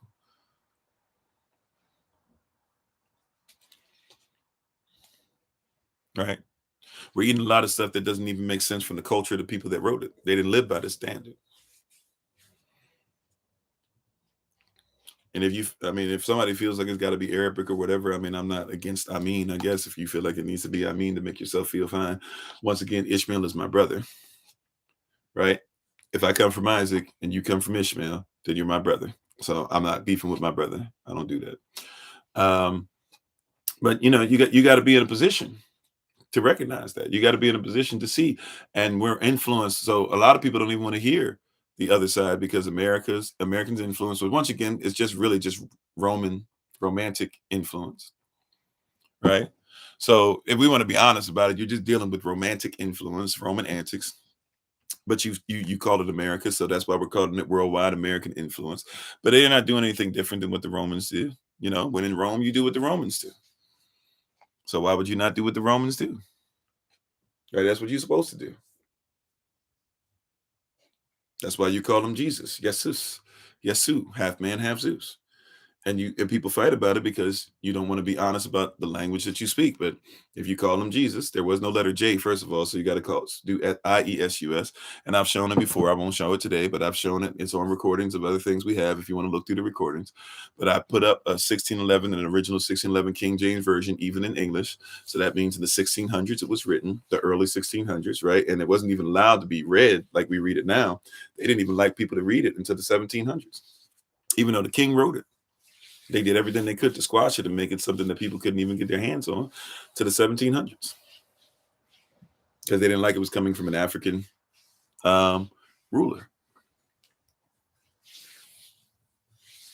So there's a lot of stuff that even goes on with that, right? But you got to, when you look in that book, the original 1611 King James Version, and read exactly how they would have seen it, guess what? They don't have a letter J. It says IESUS. That's half man, half Zeus. And you know it because Pegasus is the horse of Zeus. The Amasa Zeus is the daughter of Zeus. Zeus is Zeus, and Jesus is half man, half Zeus. Some of you will say praise Zeus. Right? It's right there. Same one that has the Apocrypha in it still and everything. Right? So we're having, once again, we're having arguments that are not necessarily ours or coming from our culture. So Saddam Hussein is an example of that, where people are saying that he's evil. Well, he does the same thing that Americans do. If Saddam Hussein does the same thing that Americans do, and Americans are the ones that protected him and got him there, then he's evil. Same thing like Bin Laden. Bin Laden, once again, was somebody who was making money off of opium. All of a sudden, they took his stuff, and then guess what? America now has an opium problem. Always had one, but now you're saying it's a big problem because you have more of it to give.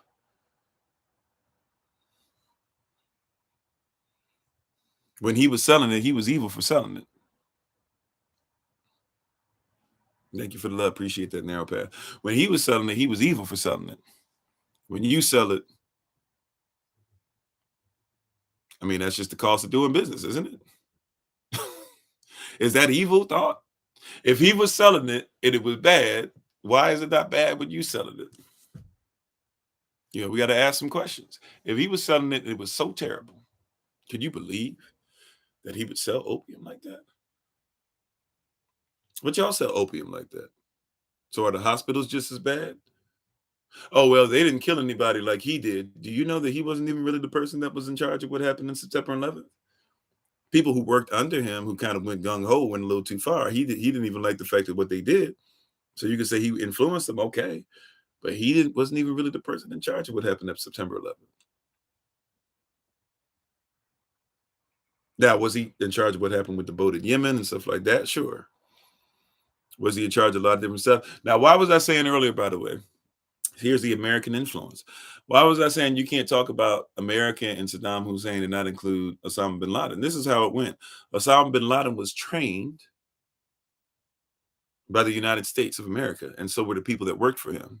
And and the gifts they received or the weapons they received were from American companies, the corporations that run the Americans. And he was trained because he was the enemy. They shared the same enemy. The people he was trying to run drugs against and the people he was trying to, make sure that he was ruling against were against the United States of America. So the United States of America said, we'll train you and we'll pay you and we'll let you do what you do as long as you get rid of them.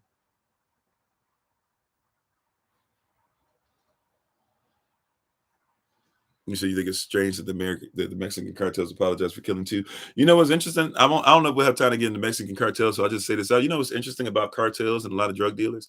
They have more honor than police officers and then judges and then the United States of America does. Like if you were to actually go down to some of these countries and get drugs and stuff like that, like sure, they'll some of those stories are true where they'll like put something over your eyes so you can't see because they don't want you to see how everything goes down. But they'll sell you stuff and they'll be honest about it. They'll ask you what kind you want. They'll be on time when they say they're supposed to pick you up. They'll do all this stuff or whatever. And as long as you don't like, matter of fact, they take care of their children. They try to take care of their communities. Yeah, do they have slums and stuff? Sure. So does America, right? But they'll do all the stuff that they're supposed to do. They're better. They run a business, and as long as you don't do something that's a threat to their business, like you can live there peacefully. You can preach against what they do. Like you really can. Just don't try to take over their business. Now that's bad, but I'm just saying, like you can go down there and say the Most High doesn't want you to sell drugs. They'll be like, okay, you're right. Like we actually, you're right. They'll show up to church services and listen to you preach. They'll protect you and not put a hand on you, long as you don't mess around and mess with their family and mess with their business. I'll call it what you will, but that sounds like other than that, they're not killing people just for the sake of killing people. I know that's what American influence would teach you, but they don't do that. Like they won't take like watch this. They won't try to what do we call it? Shadow ban you or cancel you. They won't cancel you out just because you disagree with something. Like there's honor amongst thieves. That saying is real, right? And the saying there's more honor. There's when people say that there's more honor against thieves. That's a saying as well. There's more honor against thieves. I mean amongst thieves rather. Right? Like you used to American influence. So you got these brothers on the street who are influenced by America and they do a lot of dishonorable stuff. You're like, man, how they even do that? Why do they even treat people like that? Because they got the American influence on them. Right. I'm not saying I'm here to support the MS-13. I'm just saying if I go into a neighborhood where it's MS-13, it's laid out. This is what we do. This is how we roll. This is our culture. This is Mexican culture. This is what we do. Please respect it. And if you don't respect it, then you got to go or you got to die. So if I can go in MS-13 places and be like, okay, like cool, no problem. I'm in the system. I'm not of it, but while I'm here, okay. Like I'm not going to trip out that. Like I know what I'm going to see. Hey, we don't want to be honest about that, right? Wherever you go, there's influence. There's gentrification. Gentrification is not a bad thing. Problem is you don't gentrify, right? So just if you make sure that you protect yourselves and have a community, make sure you have your own stores. Make sure you have your own color system. Make sure you have your own money. Make sure you have your own crypto. I mean, all this stuff is legal and lawful.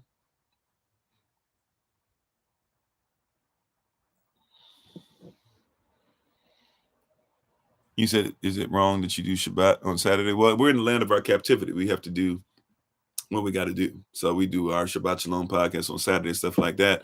A lot of people haven't set themselves up to, or haven't been able to have time even to set themselves up, or don't even know they can set themselves up to live sovereign lives, right? So that's one of the reasons we're trying to finish up getting this land and doing some stuff like that together. You said it all came over with a boat in Europe, aka 5 rich families.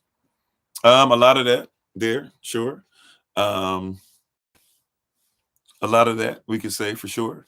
You know, Before those families were as much of an influence as they were, a lot of that came over with what people call the Puritans. Because remember who the Puritans were? They weren't called Puritans.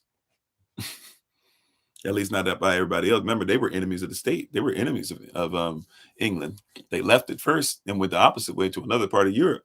And because they were racist against the other Europeans they ran into, and their children started sounding like them, they asked for permission to come over to a prison colony in the Americas.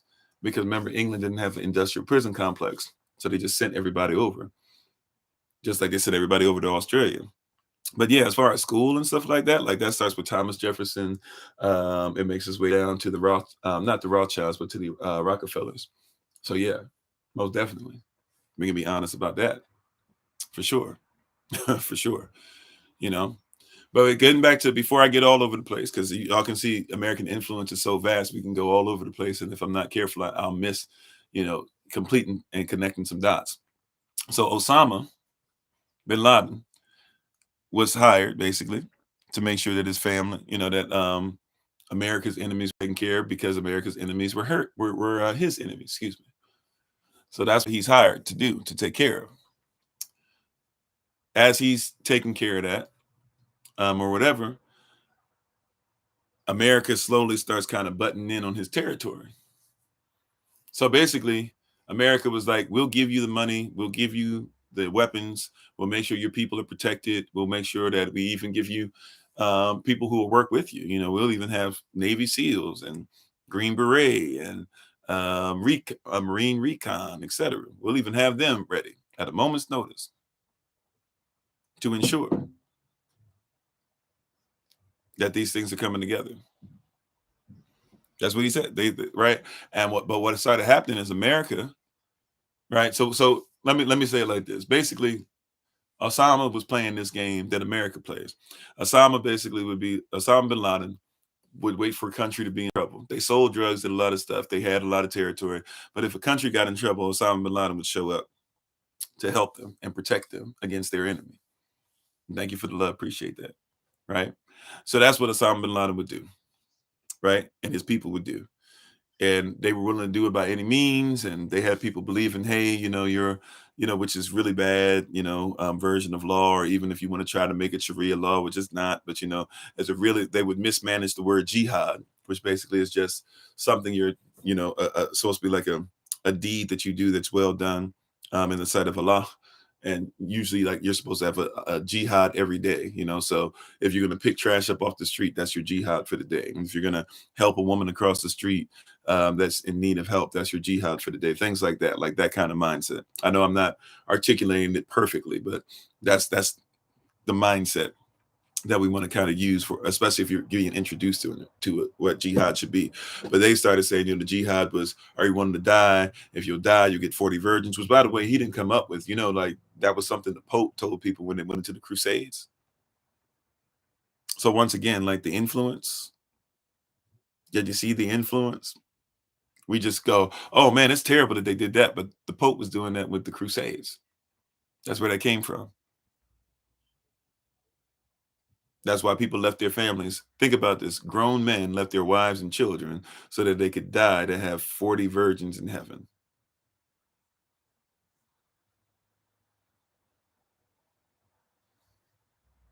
Right?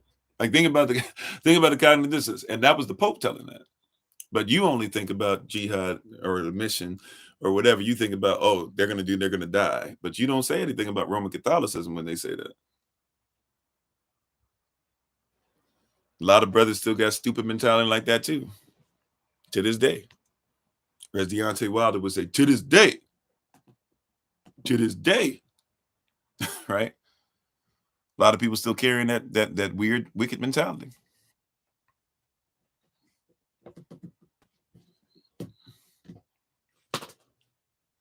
I'll leave my wife for something better. Midlife crisis. His influence. Anyways, I'm not going to try to do that whole correlation. But long story short, Osama basically is kind of getting tired of America, who's supposed to be working with him, on him to be able to get all his bread because of all these people that he's going to be able to make sure that he's helping out and stuff. And so he's getting a little tired of America, who's supposed to be his friend, messing up. He a little Tired of this. So, but everything's still manageable up until there's this country called Kuwait. Y'all know Kuwait, right? Little tiny, tiny, tiny, tiny place. And figured nobody would mess with them because they kind of have to make the balance of power as far as finances and stuff in the area. But Saddam Hussein says, you know what? I'm going to take over. I'm going to be on my little Hitler vibe. I'm going to start taking over everybody. And so they say, and so he takes over Kuwait. Kuwait has nothing to be able to stop him. Kuwait has a choice to make, though, because Osama bin Laden does the same thing he's always doing. He says, hey, Osama bin Laden says, hey, I'll protect y'all. Just allow my people to be over there, get some oil and stuff, and you can do whatever you want. I'll protect you. I'll get rid of Saddam Hussein today. They can't handle me because I'm backed up by U.S. weapons. But you know who else showed up? U.S., who said, yeah, we gave them some U.S. weapons, but we got more U.S. weapons. We have more troops. We're willing to do whatever it takes. And Saddam is getting out of control with what we agreed to let him do. So we'll go ahead and fight against him. And it was Bush who ultimately makes this decision. And that kind of messes with who's Saddam's mind, because he's like, we grew up together, bruh. How you gonna do this to me and break our treaty and our rules? That's what happened.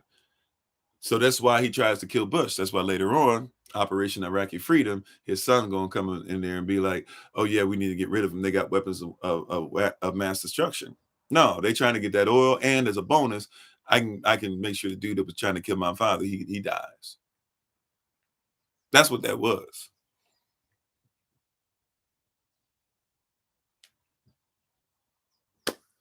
But Saddam is trying to take over Kuwait.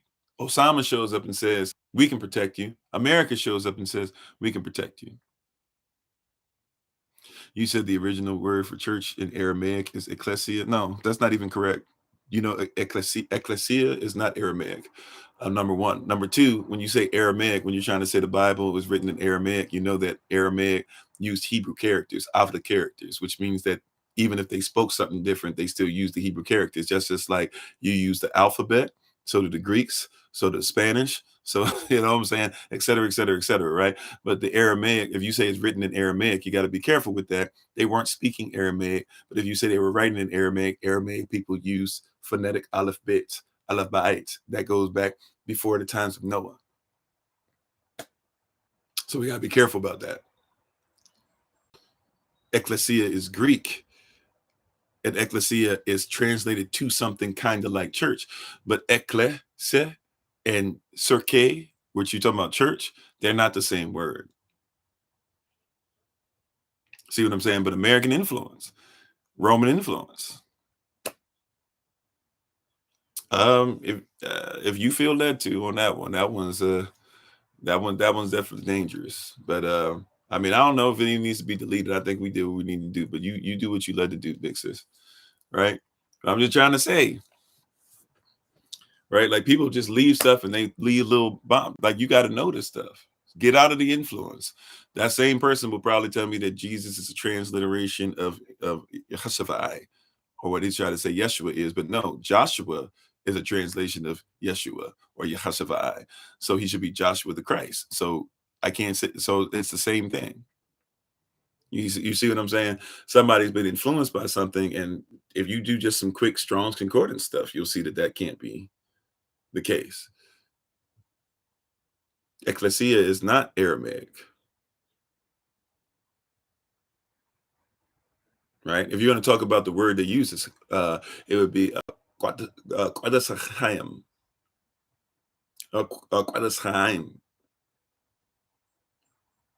Right? That would mean assembly. Right? And a halat is over the Quadasachayim, which is the assembler of the assembly.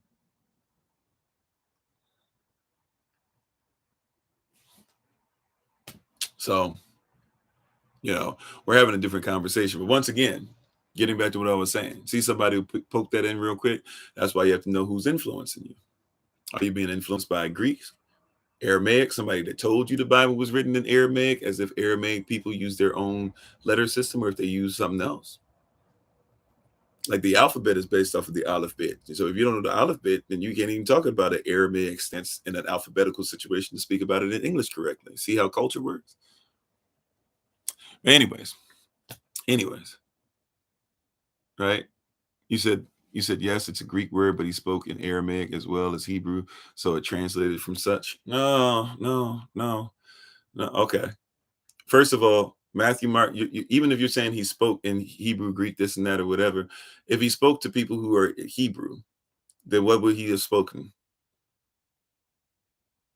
See, we're just making assumptions here, and assumptions are dangerous, right? Especially if they're not based off any fact, because you don't have anywhere in the word of Yah where it says they started speaking in Aramaic or he was speaking to them in Greek.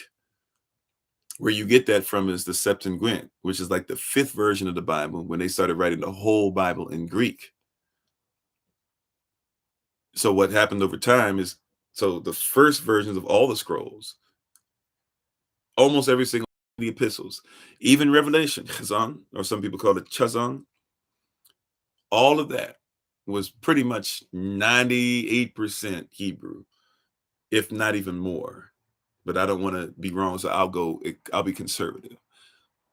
After that, they wrote the entire thing 100% in Greek when Rome started rewriting the Bible and putting words in there like Genesis instead of Barashat, or putting words in there like a firmament, which is a Greek god, or a Greek deity, because they don't have gods in Greek, but you know what you call a Greek god, things like that. It's a whole different thing. You see that? Like you're not speaking culture. You're not speaking the culture of the people that are there, so you can't speak proper interpretation. But because people don't think that law is important, they don't like interpretation.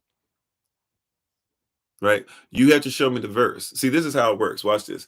You show me the verse in your Bible that says Yahshua started speaking in Greek. Now, I'll give you this. More than likely, him and Caesar, I'm not him and Caesar, him and the Greek centurion, or him and, I'm sorry, the Roman centurion, or him and the Roman governor might have used some Greek, even though the governor probably would have known Hebrew because he knew about Hebrew customs, cultures, and traditions, like the Day of Atonement. That's why he said, hey, let Yahshua be the scapegoat, and you can make Barabbas the sacrificial lamb. They said, no, give us Barabbas. Barabbas got to be the scapegoat, and Yahshua was the sacrificial lamb. You see how influence, or somebody influencing the wrong way, or lack of proper influence, could cause us to get some stuff that's way off. Exactly. It's got to be culture. And even religion just means what? A legion of people that repetitively do the same thing. So whatever your culture is becomes your religion. You were taught that your belief system is your religion, but what you believe is not what you do necessarily. You can believe everything I'm saying and not do a daggone thing about it. Therefore, you could believe something and still not let it be your religion. Right? You could believe that you should help your community out, but never sow into your community. So even though you believe that you should help your community out, it has not become your religion or your religion. Anyway, see, people keep trying to get us off point. We must have something powerful that's about to come out of this next point. So Osama bin Laden basically is going against America, trying to get Kuwait's permission uh to fight against to fight against Saddam Hussein. Kuwait gives the contract to the United States of America, the United States Corporation, more so. And once that happens, Osama bin Laden finally says, enough is enough. I'm done. I'm out. And now all of a sudden you start hearing death to America, all these little sermons that he's putting on and all this stuff. That's why. Because he was done with this country that kept breaking contract with him and was supposed to have been helping him. And he had been in with and dedicated himself to and worked with the CIA and worked with the military and worked with the FBI and worked with all these places. Well, not the FBI as much, but, you know, knew the Bush family. And now you're going to do this to me? Okay, I'm out. And he starts fighting against them. Eventually, Saddam Hussein And what he gave them and the power that he gave America, it wasn't necessary anymore. So now, to make sure that they look like their hands are clean, what do? You kill the monster that you created. Eventually, Osama bin Laden, he was fighting against them. He was making them look bad. Now he's costing them money when he puts a hole in the side of a boat, things like that. He's grabbing Americans and putting them on camera and everything, killing them off. I remember there were Americans that were on there, sailors we'd be watching when we were doing gate guard duty and stuff like that, and people would be watching it on YouTube and stuff, watching people getting their necks cut. I remember that. That's some shell shock for you that you would have thought I would have got most of my what do you call it, my PTSD from being out. Like a lot of my PTSD comes from some of that stuff. People would be like, "Yo, Kofi, come watch this." And you're like, "Oh my greatness, why are we watching that?" You know what I'm saying? Wasn't expecting that at all. Hearing them gurgle and scream out and can't scream anymore. And I mean, it was. Anyways, I'm sorry. I should have said trigger warning. I'll leave it alone because I'm triggered by that. I can't even go too much further in that. But it's so that's why. So once Osama bin Laden had ran out or whatever, now Obama, he looks powerful because he kills off Osama. But guess what? They could have killed Osama bin Laden several times. They killed Osama bin Laden several times, or they could have. Did y'all know that? Like Bush could have killed him. They found his cave. They knew where he was. They called into the White House. They say, "Yo, we got him." You're like, "You got him?" "Yeah, we got him. We hear his voice. We've been studying for a long time. We're pretty sure that's him. We hear what's going on. We hear the commands that are being given out, all this stuff. We can stop him." Now, this is what it's supposed to be about. The war is supposed to be about what? Fighting Osama bin Laden because we have a war on terror. But no, what happened in the war on terror? The war on terror extended to Operation Iraqi Freedom. Remember, his daddy thought about going into Iraq. You know who stopped his daddy from going into Iraq? Y'all remember who was in charge? Who was the general that y'all kept seeing during Operation Desert Storm in the 90s, in the early 90s? Who was that general that y'all kept seeing? I want you to see how you influence this stuff. You just don't like him because he's a Republican or whatever. Who was the general who was influencing, who was saying don't go? Colin Powell. How you doing, Brother Dwayne? Colin Powell. So Bush, George H.W. Bush, that's right, because it's George W. He's not a junior, but you have George H.W. Bush, that's daddy, and George W. So H.W., George H.W. Bush, the father, calls in Colin Powell and says, "Look, if we go ahead and free Kuwait, should we just go ahead and get rid of Saddam now? Because he's kind of running out of stuff now." And Powell tells him, "Hey, if you break it, you bought it." Now, yeah, you could say Norman was, I guess, like the head guy, I think, but Powell was like the guy kind of like, making the mad moves and kind of picking up a lot of notoriety and stuff, right? So, but Powell told him straight up, like, if you go in, you break it, you bought it.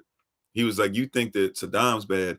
He's like, "Saddam is like that because that whole culture right now, like for a little while, they've been wilding out. Like they remember, as much as everybody wants to talk about everything came out of everything of value, and people, especially Moors, even try to tell you you're more Babylonian than you are African and all this stuff like that, or at least people who are trying to do the modern Moorish movement. Hear what I'm saying? Babylon. I'm sorry, they say you come out of Iraq rather, but Babylon is where Iraq was, right? So Iraqi stuff, Babylon, it's Babylonian over there. I don't care if they want to call themselves Christian. I don't care if they want to call themselves Muslim. I don't care if they want to call themselves whatever. If they want to say they don't believe in anybody, it's Babylonian. You got to know the spirit, right? You got to know the spirit. That's why I keep saying, don't just pay attention to race and all that, right? Yeah, there are a lot. Matter of fact, if you want to get technical, you could say that Iraqis are African. All that true, right? They black folk, like for real, for real. The terms that we like to use to be able to describe people, they're you, right? But they dealing with the spirit over there. That's the spirit of Babylon, right? That whole area used to be Babylonian. Iraq, Iran, Iraq, Iran, all that. Afghanistan, all that. That's Babylonian territory. You got to be careful when you go over there. Y'all just thinking you can go over there and do whatever. No, be careful. Be careful now, right? Don't just jump in that. Don't just be on some like that's Babylonian territory, right? A lot of people don't know that. That's Babylonian territory, okay? So when you talking all that, like make sure you recognize what's going on, right? You dealing with that, you dealing with Babylon, right? But Colin Powell told you go over there, you break it, you bought it. He was like, there's some warlords over there that aren't warlords yet because Saddam Hussein exists. So George Bush thinks about it, HW, right? The father, he says, okay, we won't go in. Now, what happens later on? George W. Bush wants to go over there. And who's part of his cabinet? Colin Powell, right? And and he says, Colin Powell, he says, look, I want to go over there. Colin Powell says the same thing that he said to his daddy. He said, hey, if you break it, you bought it. He says, we don't have any evidence of weapons of mass destruction. So George W. Bush, the son, goes to what's her face? I'm sorry. I don't know why I'm trying to say Omarosa. Who is the sister? She owns like part of a state team, Condoleezza Rice. He goes to Condoleezza Rice, says, Condi, we're gonna go ahead and do it like this, because I know he ain't gonna move. We're gonna give him false evidence. We're gonna give Colin Powell false evidence that there are weapons of mass destruction, so he'll be on board. And if we give him that, then we got to give it to everybody. And if everybody's ready to move, and he's ready to move, then we can go over into Iraq and we can go ahead and get rid of Saddam, and we can go ahead and get his oil. One fell swoop.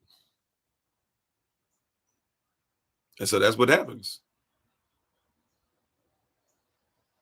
Right? You got to see the spirit that's on this thing. You're just thinking only in physical terms of physiology. You got to think of the psychology of this, the soul of this. Remember, psyche or psyche in the Greek, it means soul. You got to think about how this thing goes. Right? And so he was hesitant, but they made him believe. That's why, if you remember, Colin Powell, right? George Bush, he served 2 terms. Did he not? Did George Bush, George W. Bush, right? The son, he served 2 terms, right? So he served 2 terms. And when he did the second term, Colin Powell wasn't there, was he? You know why? Because Colin Powell didn't like the fact he got lied to. Now, he didn't come out in public and say it, because if he comes out in public and tells you guys all this stuff or whatever, what is America going to think of the presidency? He took one for the team. Because even though he's one of you, remember, he's not supposed to take care of you. That's not his position. He's supposed to support, same thing the president does, support and defend the Constitution of the United States. Now, he came out later and finally admitted to some of it. No, I mean, you want to call him an Uncle Tom or whatever, hey. By the way, if you're going to call him that, make sure that you call him a Sambo, because Uncle Tom was the hero of the story. And in real life, Uncle Tom helped a lot of people, right? But, if that's what you want to do, that's fine. It's like when people do the whole MLK versus Malcolm X thing. I'm not here to do that, right? That's my elder. I'll give him respect. But here it is at the end of the day, right? Like you got to realize and recognize that that's American influence on it. And they only got rid of these people, including Colin, when you don't serve them any purpose anymore. In the military, they get rid of you when you don't serve any purpose anymore. Yeah, I know somebody mentioned that earlier about the key to the city of Detroit. Yeah. So this is what the stuff that happens. Why don't they tell you that, when it comes to American influence, they tell you about the powers of World War II? That was America, France, England, Russia. You normally just think about America, England, and Russia, because those were the ones that were like the superpowers, I guess. But when you look at Berlin, even when they did the West Berlin, East Berlin, the Berlin Wall, and then they had West Germany, East Germany for a while. Those of y'all who remember that, right? How quickly some people forget that stuff happened, like it happened 75,000 years ago, but Berlin Wall just went down with Reagan, right? So it wasn't that long ago. You know, y'all think "Make America Great Again" was some new slogan. "Make America Great Again" was what Reagan ran on himself in 1980. So 36 years later, you heard the same thing, and y'all fell for the same okie doke. You should have seen if America wasn't made great again by Reagan, then when Trump said it, all he was doing was pulling up support for people who were nostalgic. 40 years is a generation. So basically a generation before you, they believed that we needed to make America great again. And so now you believe you need to make America great again. All they got to do is wait 40 more years. For a lot of y'all, they're going to pull out the same thing, and you're going to do the same thing you did before. Because that's America's influence. That's their worldwide influence. That's how much influence they have. They can literally make up a story and know that most people are just going to roll with whatever they say. You say, oh, yeah, we need to make America great again. You just did that 40 years ago. Oh, man, I'm so happy that Obama's the first black president. You said Clinton was when he was locking black people up. Remember, he said you were super predators. You forgot about that. You forgot about that. You forgot about Eisenhower, that his mama's black, which means he's black. You forgot about Abraham Lincoln, a Melungeon, which means that he's not only white, but he was black, and he was, or what you call black. He was white, he was African, and he was Native American. You forgot about that there were presidents before George Washington. Some of them were black.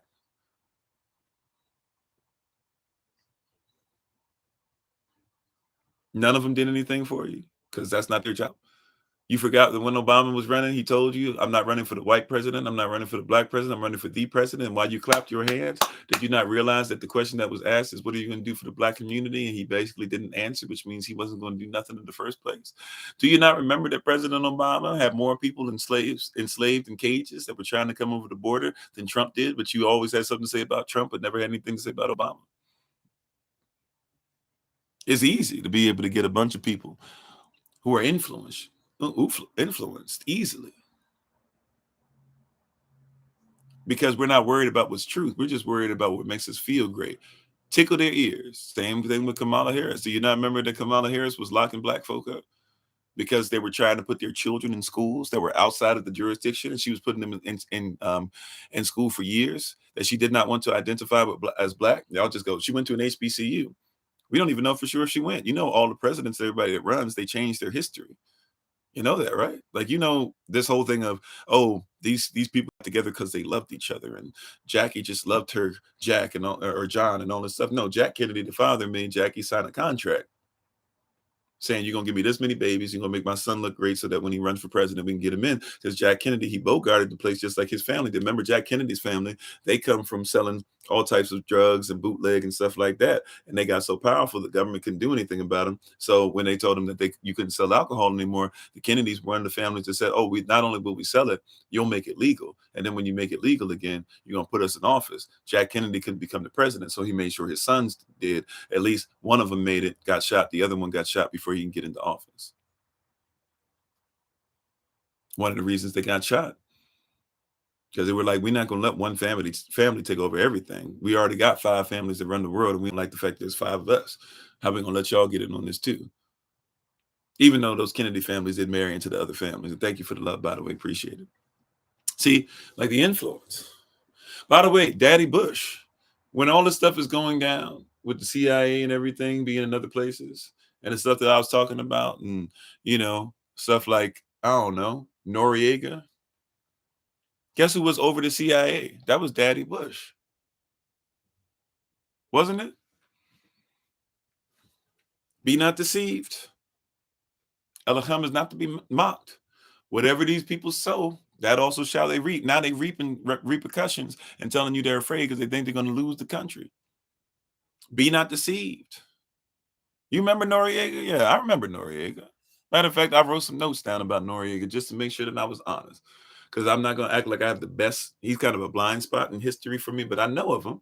So I made sure I researched and made sure I wrote down some bullet points so I could make sure I share them today, because I don't want to give you anything and it be false. We want to give not just facts, we want to give context. We don't just want to give context, we want to give facts. If you notice, all these people influence it. I've been mentioning the same names. Have you noticed? The Bushes, Obama comes right after Bush. Reagan, who flooded the streets with crack, he gonna be in this story.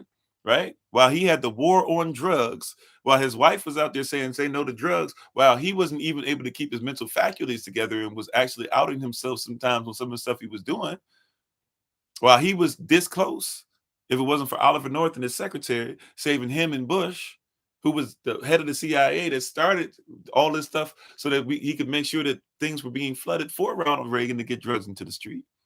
How you doing, Jeffrey? Isn't these the same people? What shall it profit a man to lose everything, to gain the whole world, all the stuff in the system, but lose their soul? But Noriega, to know about Noriega, we got to talk about influence. Why was Noriega even needed? Can anybody tell me why did they need Noriega? Not just for selling drugs and all that stuff. Why did the United States need Noriega? Noriega didn't just pop up, just like Saddam Hussein didn't pop up. By the way, I'm sorry, I started getting into the Allied powers and the Axis powers. My point there was that y'all know about Benito Mussolini, right? You don't think of him as the father of Benito Mussolini. You guys think of him as the father of fascism. Guess who Mussolini worked for?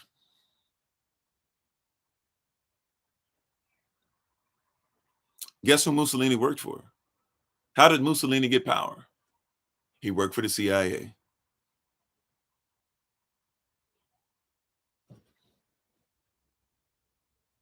The CIA allowed Mussolini to get power. Just like y'all don't want to talk about the Kennedys, Jack Kennedy and a lot of other people, American companies, they were making money off of people being killed in what you call the Holocaust. It was the only one. There are many Holocausts, but that particular Holocaust that was Jews and Black folk and non-believers in the word of Yah and people who fought against Hitler and people who tried to run away and people from other countries that were considered to be, the low rung people too, right? That's why the number increases so much because they don't want to tell you it wasn't all. I'm not saying Jews, Ashkenazi, anybody like that, Khazar, and etc., they deserve what they got. No, I'm trying to tell you that there's a bunch of people that were killed in what you deem to be the Holocaust if it was the only one, right? As if it's the only one where a bunch of people went down and were killed like that. Y'all forget there was a place called Yugoslavia. Look up what happened there, right? There's many different. As a matter of fact, they were honest about that. They would talk about that if you when you go to, I don't know if they do anymore, but when I was a child, we used to every year as children, we had to go to the Holocaust Museum. No matter where we lived in the country at the time, we always went to the Holocaust Museum in Washington, D.C. And I grew up seeing the different concentration camps. They were honest, didn't they? They don't focus on it, but they'll tell you, like, oh yeah, there was Black concentration camp, there was Jehovah's Witness concentration camp, there was a Christian concentration camp, there was a people who wanted to keep reading books concentration camp, right? But Hitler was supported by the Americas. Remember, Coca-Cola had Coke, and now you have something called Fanta. That's simply because Coke was was making business with everybody worldwide. And when America said, hey, okay, Coke, you can't really do that in public the way you did, they said, okay, cool, no problem. Y'all do what y'all do. And when y'all say we can't do business, we'll just call it Fanta. That's where Fanta comes from. They started making juice drinks. So they started doing carbonated juices, carbonated apple juice. Some of it still exists, like orange is flavored now, but it used to be carbonated orange juice, carbonated with cola nut in it too, caffeine in it, so they still had the same formula, kind of, sort of, things like that. Carbonated grape, carbonated strawberry, and we just call them purple, red, orange, stuff like that now. But that's what they were doing back then, right? Disney had Donald Duck for the Nazis. Yeah, Donald Duck for the Americans. Donald Duck for the Americans, he wore the sailor suit. Donald Duck for the Nazis, he spoke like Hitler and wore stuff like the SS wore. Same company. By the way, if you look at Auschwitz and famous pictures that where the train tracks will lead up to these concentration camps, you'll see American company names on the tracks.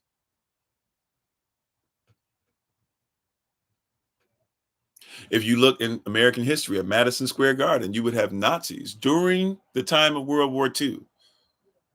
Don't try to twist it. You had Nazis that would meet up at places like Madison Square Garden with police protecting them because it was, hey, Everybody's supposed to have whatever they want represented here, supposedly. So Nazis would have big meetings, and they would beat people up who would come in the meeting and would disagree with them, and the police would drag them out after the people finished beating them up.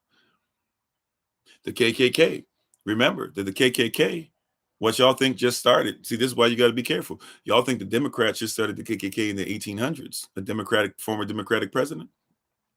They were wearing those when they were killing Black Israelites during the time of in Portugal and Spain during the time of the Roman Catholicism, when they were ready to convert to Roman Catholicism during the time of the Inquisition.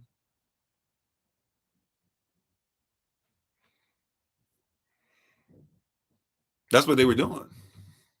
They were wearing those hoods then. They still wear those hoods. They made you wear black hoodies. If you do the research, they made you wear black hoodies. You wearing black hoodies on the street corners playing music, and people would put poetry over. Now you call that hip hop. But you wore black hoodies, and they made you wear it so that they could identify you as somebody who still was following Israelite beliefs.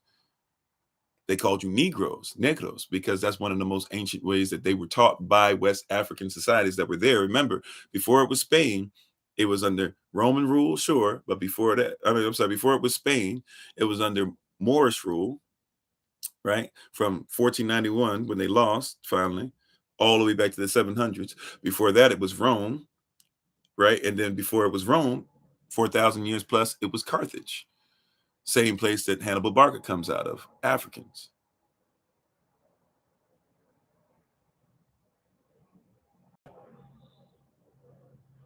So that we people don't want to talk about those things, but that's real, right? So you can go over today to Spain and still see people that walk around with those white hoodies on. They didn't start that here, and they wear crosses on their stuff too, just like KKK members wear crosses on those hoodies. It's very Christian to do so. It's very Roman Catholic.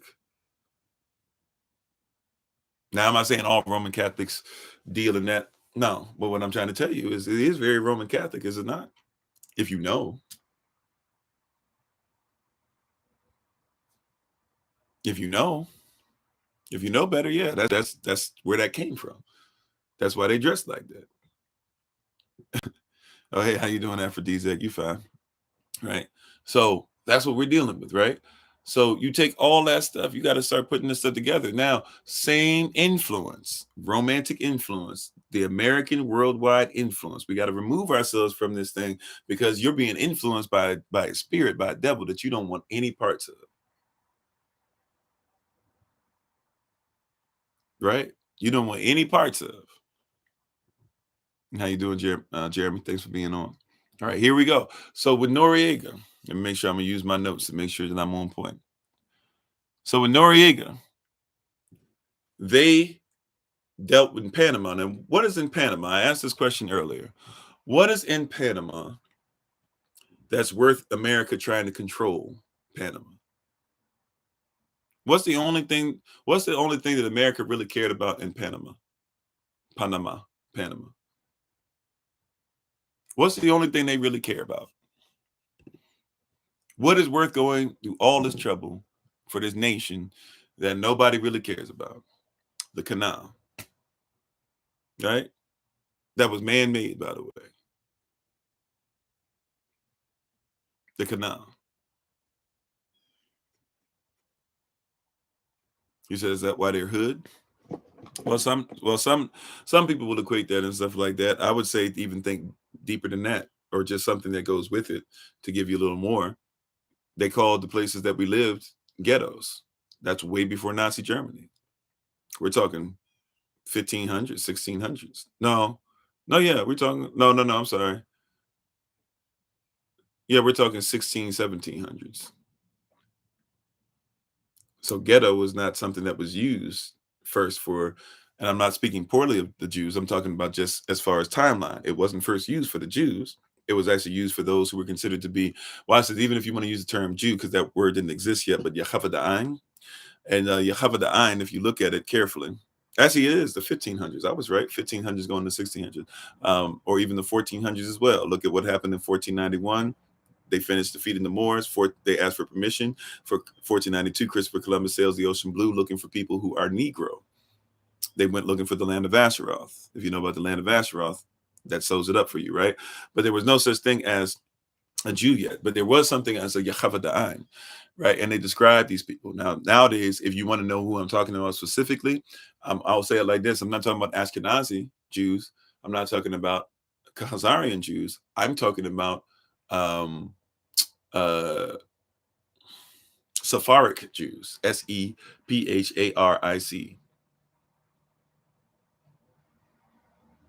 Yeah, West Side Story, Puerto Rican Ghetto. Yeah, because same people, even though we do colorism and keep it up amongst ourselves, right? So there's something called Sephardic Jews. Sephardic Jews are actually described in history by people who are not Sephardic Jews, people that are not the same color as us, people who are actually Spanish, people who would start torturing people, people who became slave masters.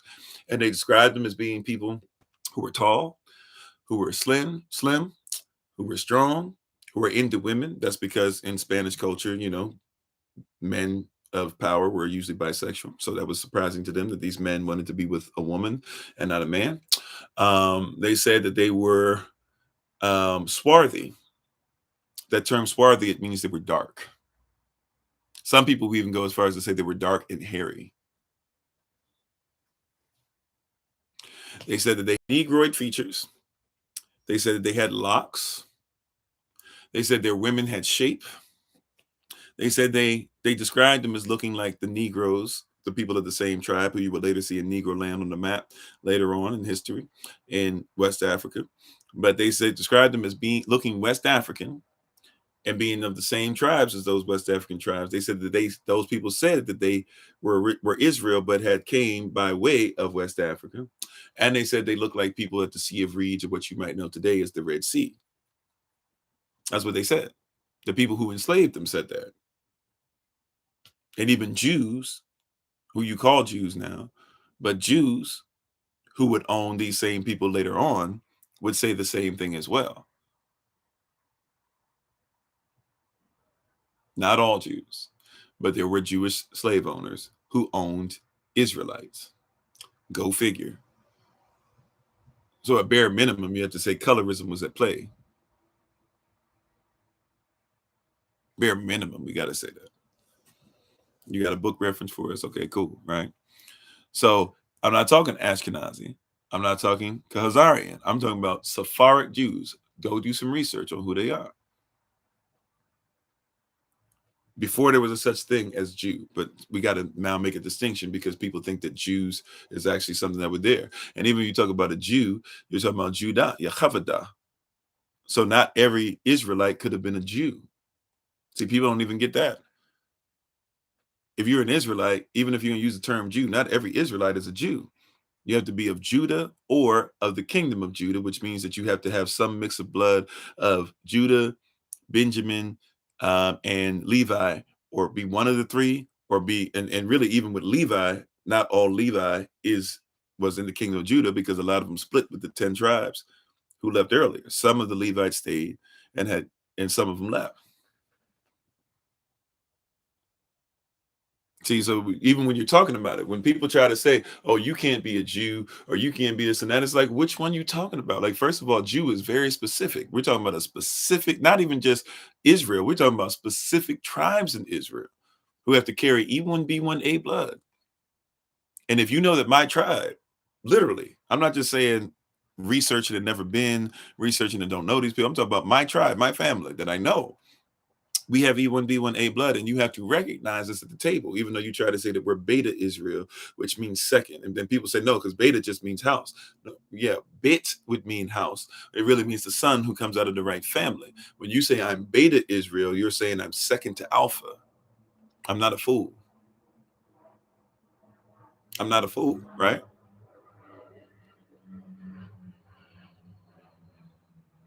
So before there was a such thing as the letter J, there were people who were known as Israelites. Right. And one of the things we don't think about timeline wise is in prophecy, it tells you about those 2 olive trees, and that those olive trees would stand strong, but people would try to kill them off, going from Zechariah all the way through Revelation, chapter 10, I believe. See, so when people are talking about it, we're having a different conversation. But nevertheless, Panama Canal, Panama Canal, or the Panama Canal. Yeah, Panama Canal. I don't know why that's a tongue twister for me. I definitely can't say that 5 times fast. When it comes to the Panama Canal, there we go. Praise Yah. Thank you, Holy Spirit. When you're coming through that, you have to realize that they wanted it because it 5% of global trade comes through there. So American influence worldwide. If we can control the Panama Canal, think about that. Think about that, right?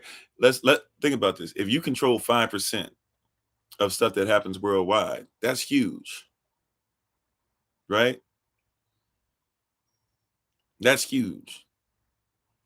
5% of everything that's happening as far as commerce, trade, that's huge. So they controlled it, right? And they're coming out of the Cold War, and they think that Russia's trying to see if they can start getting into, South America, Central America. So they don't really have that much hold in there. So what are they going to do about it, right? They lost. Cuba, Russia left Cuba alone. Castro was trying to get some help from America. America wouldn't help Castro, so he started saying, "Okay, I'll roll with y'all." Russia tried to get some bombs and stuff over there. They chickened out, and so when they chickened out and they really didn't have the technology that they said they had anyways, Cuba basically was like left literally on an island by itself, which is one of the reasons why Cuba looks the way it does. I know everybody wants to tell you it's because Castro's evil, but Castro first came to the United States of America, and the United States of America said, "Hey, we didn't want you to win anyway, so y'all can ride as far as we're concerned."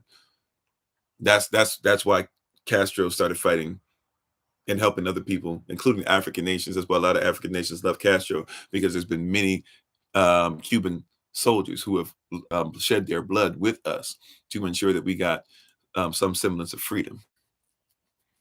I'm not saying Castro was perfect. I'm just here to tell you. See, the American influence worldwide has you believing that Castro is the enemy, and Castro has done more for your people than America has.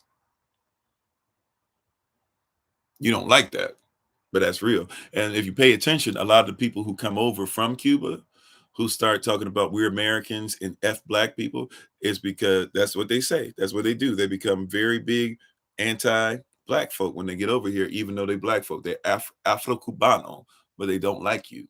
You know why? Because colorism is real. And so Castro is somebody who don't care about color, this and that, or whatever. And a lot of people who cared about color lost their status under Castro. So a lot of them, not all of them, I'm not saying everything Castro does is perfect, but a lot of them, when they run over and you start hearing that rhetoric, pay attention, because they're telling on themselves. They're telling you that, hey, where I come from, it should have been that I had everything because of the color of my skin, and Castro stopped it. So we're anti-Castro. See, but Malcolm X loved Castro. You got to ask yourself, right? In the Republic of Congo, they love Castro. South Africa, Nelson Mandela, he loves Castro, or he loves Castro. Don't get it twisted. You got to ask yourself why.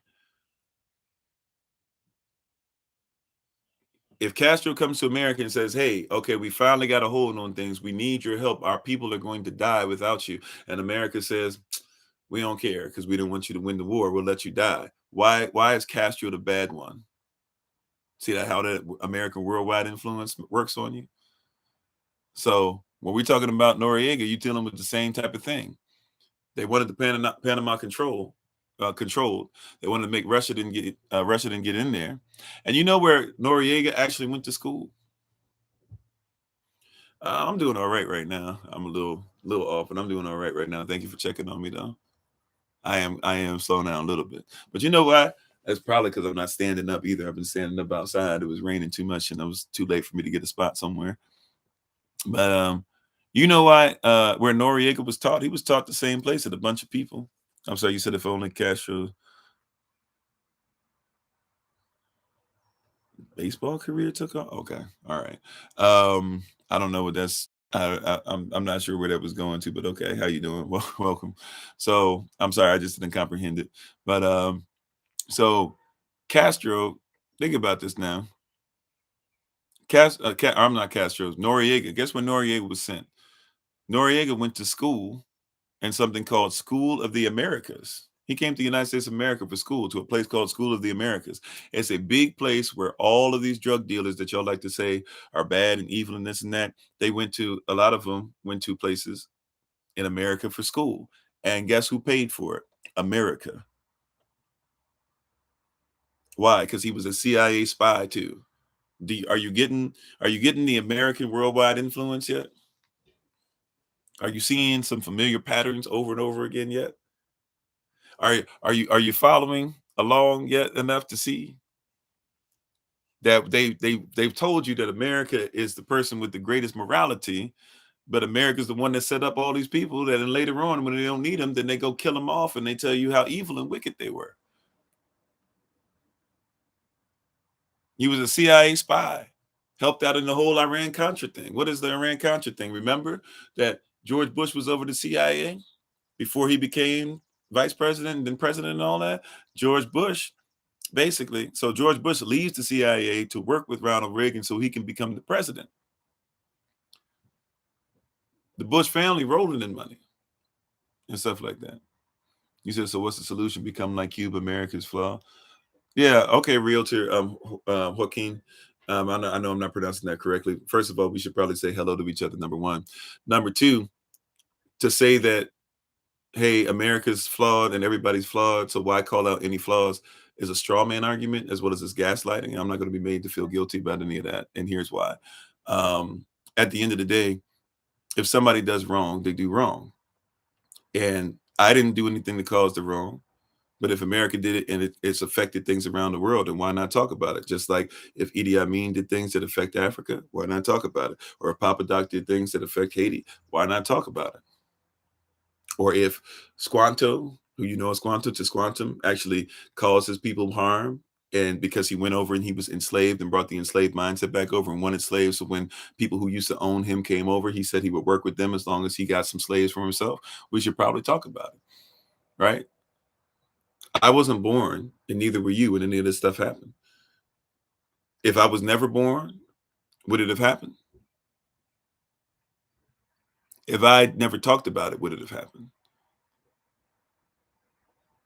You see, you got to get to a place to where, like, that's a flawed argument. Even if that's not what you mean, even if you really believe what you're saying, it's a very flawed argument.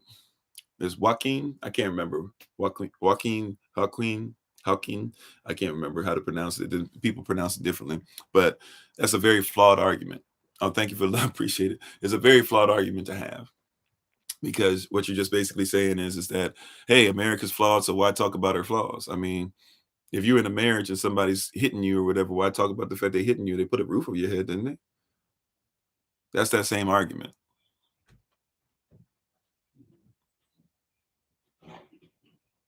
I mean, so what? She cusses me out every day, but she makes me dinner. I mean, that's the same argument.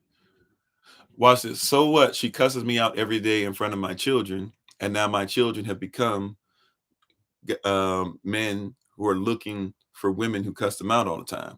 I should have. Who cares though? I shouldn't say anything about it. I shouldn't say anything about them. So what if we keep continuing certain things that we came out of? It doesn't make sense. It's a bad argument just on its face. It's flatly terrible. Hey, how you doing, babe? My wife is on the Honorable Maya. Check her out on TikTok, YouTube, her website, and Pinterest at Bloom and Flourish, not A&D, the letter N, Bloom and Flourish. She's a healer, herbalist, chemist, and biologist degree. You said we talk about it because America's doing things. Yeah, and by the way, usually the person that's not dealing with it is the person that says, stop talking about it. Says it doesn't affect me that much because look, I'm not in the system anymore. It doesn't mean that I don't have people that I have to deal with and help in my community with people who are affected by it. So, but some people choose to not care about others, and that's, you have your right to, right? But it should be okay to talk about things. You know, matter of fact, here's the flawed logic in all of it, right? But then I got to hurry up and finish the rest of this today. And I appreciate your presence, even though you don't seem to even appreciate listening to anybody such as myself. But here's even the big flaw in what you're saying. The huge flaw in what you're saying and doing right now is this, and mainly this. I'm going to tell you you're wrong for calling out the flaws of America while telling you that you're flawed and calling out the flaws of America.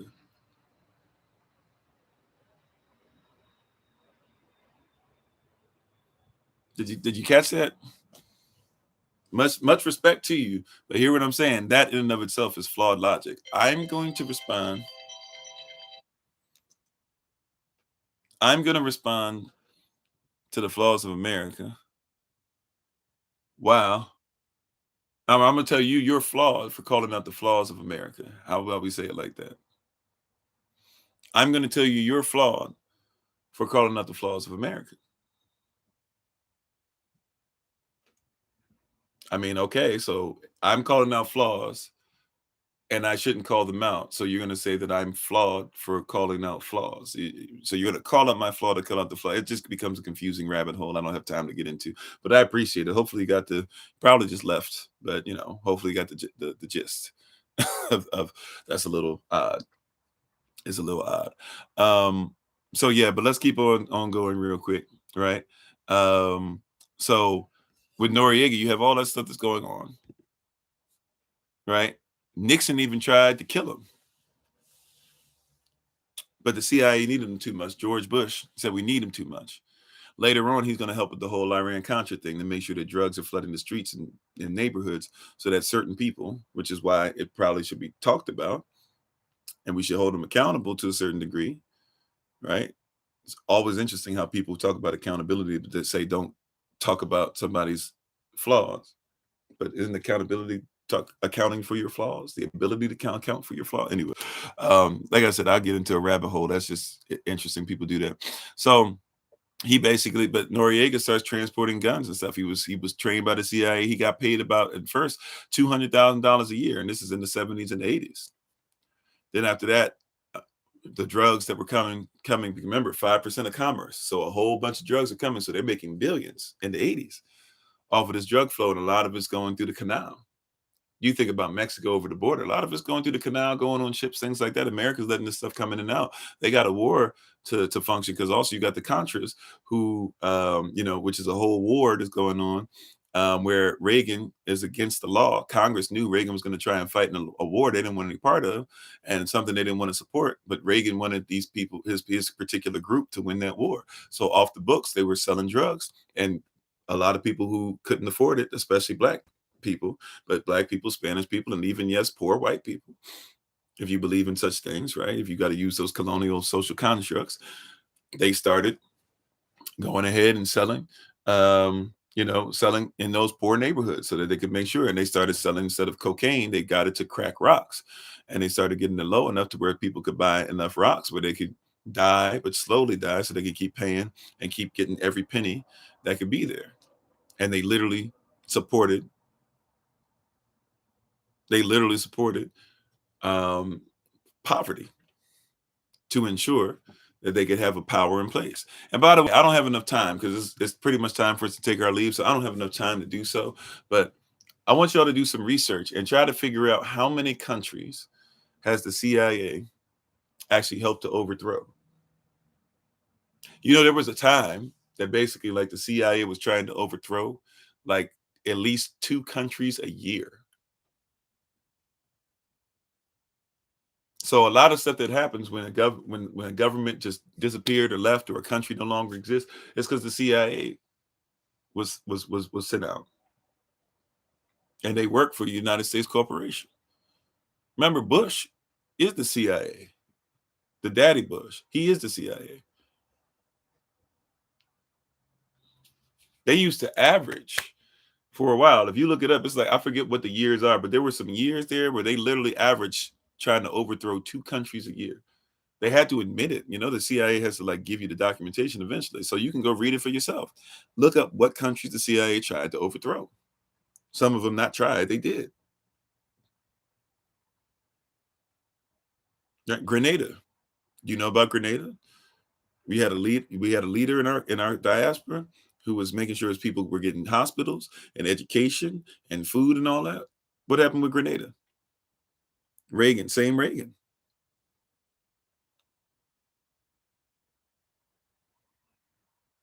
Right? Can you see the influence? So I say all this today, right? And we can keep on going. I mean, do you know what they did to Sankara? You know who Sankara is? Sankara. Look it up. Do you know what they did to Kwame Nkrumah? Right? I'm Ghanaian. I know what they did to Kwame. Kwame Nkrumah. He actually was a Kofi in real life. If you know what that means, it means he was born on the same day that I was born. So he calls himself but he actually got to change his name because of ceremonial reasons and stuff like that. But Kwame Nkrumah, check out who he is. He was Malcolm X and Martin Luther King Jr. put in one body. They finally were able to get rid of the Queen of England. They named themselves after a country that was a former country that was further up north called called Ghana. Right, they're the second Ghana in history, and they decided to rename themselves Ghana. And then the CIA gets in there and starts flooding stuff. Starts the U.S. with the help of a lot of European countries, they start putting trade embargoes on. The things that we're trading can no longer be traded. All the vegetation and stuff that we were making money off of, they start shutting that down, so we have no income. Then they go into the schools and they start teaching all this stuff. The CIA literally starts like changing the curriculum of schools, and people didn't like Kwame anymore, and so they basically had him on the run.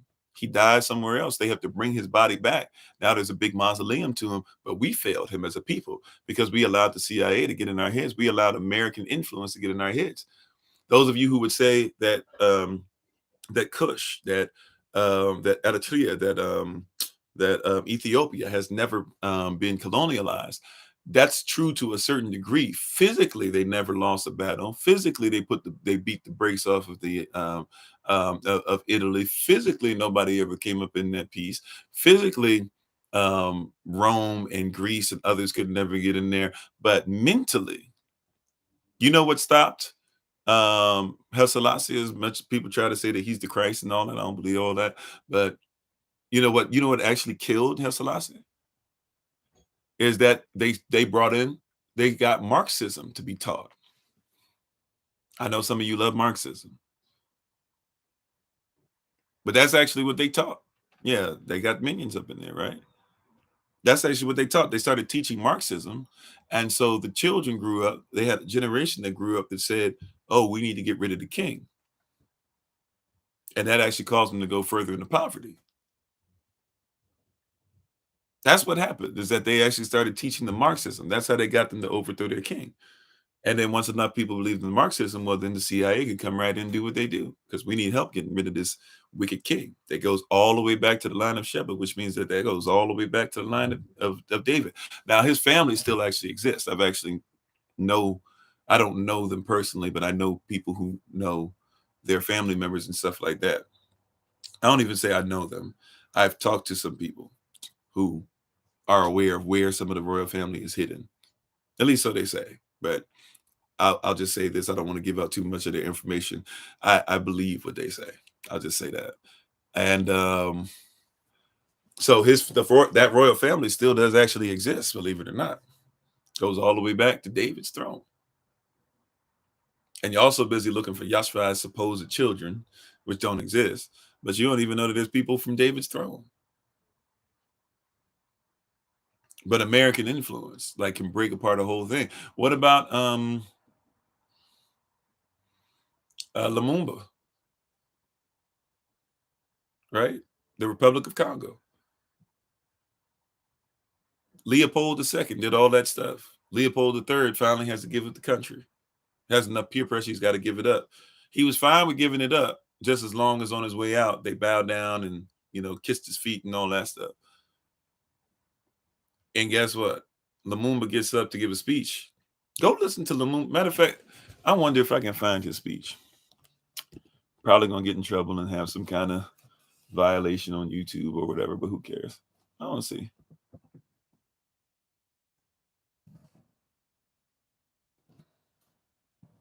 I want to see if I can find it. Now, they're probably going to give me the movie version. I want to see if I can find his last speech. We don't have to listen to the whole thing, but I want you to hear the speech, because this is what got him killed.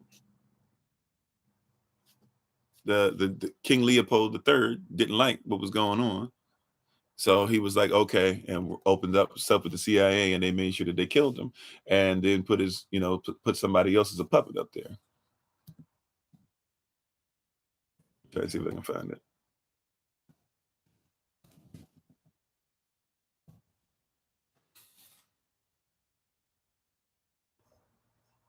Uh, it said that it's on here. I don't think they want me to have it. Oh, they're giving me the modern Lumumba. There's a modern Lumumba if you didn't know. I'm looking for. They don't want me to. They're making it difficult. We might not be able to get. You might have to look it up for yourself. Patrice Lumumba's last speech, the one that basically got him killed. There's a Patrick Lumumba now. Okay, so I don't know. Yeah, so I think this is it. I think this is it right here. Hopefully on YouTube you'll be able to hear it. If you can't hear it on YouTube, I know you guys have been saying you haven't been able to hear more on YouTube when I play it. So I'm gonna try to do a little differently. Hopefully you can hear it. Tell me if you hear it or not on YouTube when we start. Starting now.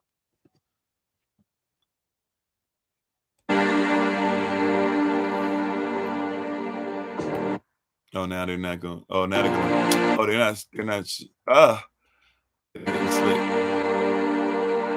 You have to read it, I guess. They're not gonna let you listen to it. Oh, they're so slick on here. Okay, y'all gonna have to do some research. I'm trying. I'm trying. Okay. Okay, I'm gonna try it. I'm gonna try to read some of it. They have it set up on here, but you can't.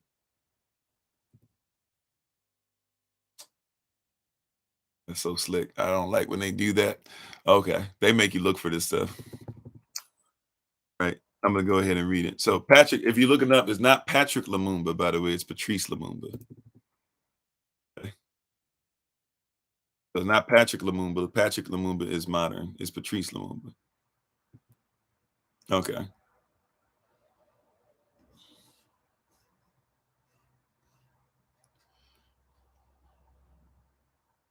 All right. So I'm gonna start here. It says no Congolese worthy of the name can ever forget that it is by struggle that we have won our independence, in which no effort, privation, suffering, or drop of our blood was spared.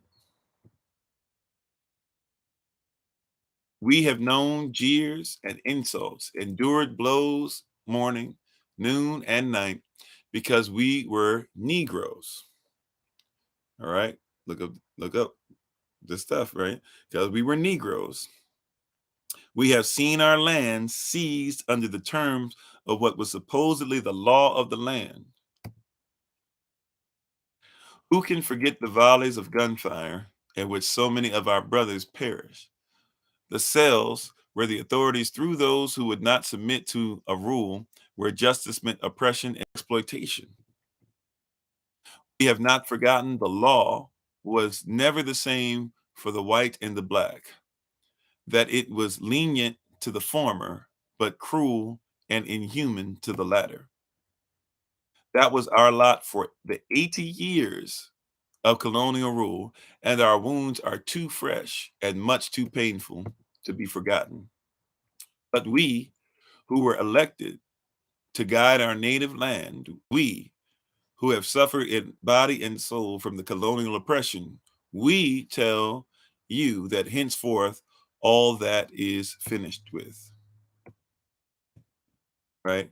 And I can keep on going and going and going. But basically, long story short, Prince, actually, let me get something else. Hold on.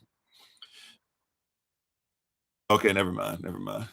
I was looking at something else. Malcolm X basically, when he heard the speech, he said it was the greatest speech. You should take that speech and tack it up over your door. This is what Lumumba said. You aren't giving us anything, right? So Malcolm X said, like, if you want to hear a speech, like that's how powerful. If you can read that speech for yourself, Malcolm X was like, if you go and read that speech for yourself, right? He said, like, you're never gonna hear a speech like that. That's Malcolm X, y'all. Like one of the greatest speakers of all time, right? And guess what happened? He gave it in the face of his oppressor, who was like, "Kiss my behind on my way out." And guess what? Because the people let influence happen, they said, "Oh, all it took was for them to just put a rumor." put something in the paper. And we should have known as a people, hey, they're going to try and make them look bad. All it took was influence. You said you're concerned with how many adults can't enunciate and sound words out in their head. So I'm just saying, so if you get a chance to read that, his name, so you're not looking for Patrick Lumumba, that's the modern speech. And he gives great speeches, by the way, too. But I don't think he's any Lumumba, but he gives great speeches, by the way, too. But we're talking about Patrice Lumumba. That's who you're looking for. You can hear it on YouTube. Okay, cool. Awesome. So now I figured out how to make that work. Cool. All right. But we need to be aware of that. I'm just saying, be aware of how that works. Be aware that how that works. So all these people, right? America's influence, this romantic influence, this beast-like influence, they keep telling you that they're not there, that they want morality, but they keep killing you. They keep saying they want morality, but they keep taking your riches.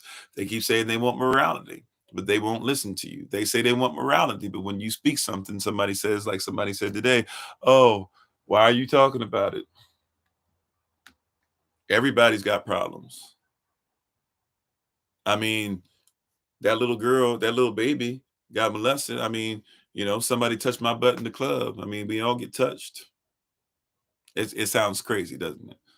But that's what some of y'all sound like. I've never experienced anybody touching me, so women can't. Women, I think it's foolish that any woman would say that a man would reach inside of her clothes. And isn't that one of the new things that's out now? Somebody was out there talking about that women who say that men have tried to like reach inside and or grope their bodies and stuff, that that doesn't happen that often, this and that or whatever. And it's crazy. It's crazy. But anyways, I thank y'all. I am a little tired. It was brought out earlier. I'm not as tired as I have been in the past, but I'm definitely a little tired. But I thank y'all for being on. Appreciate you today. We thank you guys, and we honor the King, Queen, each and every one of you.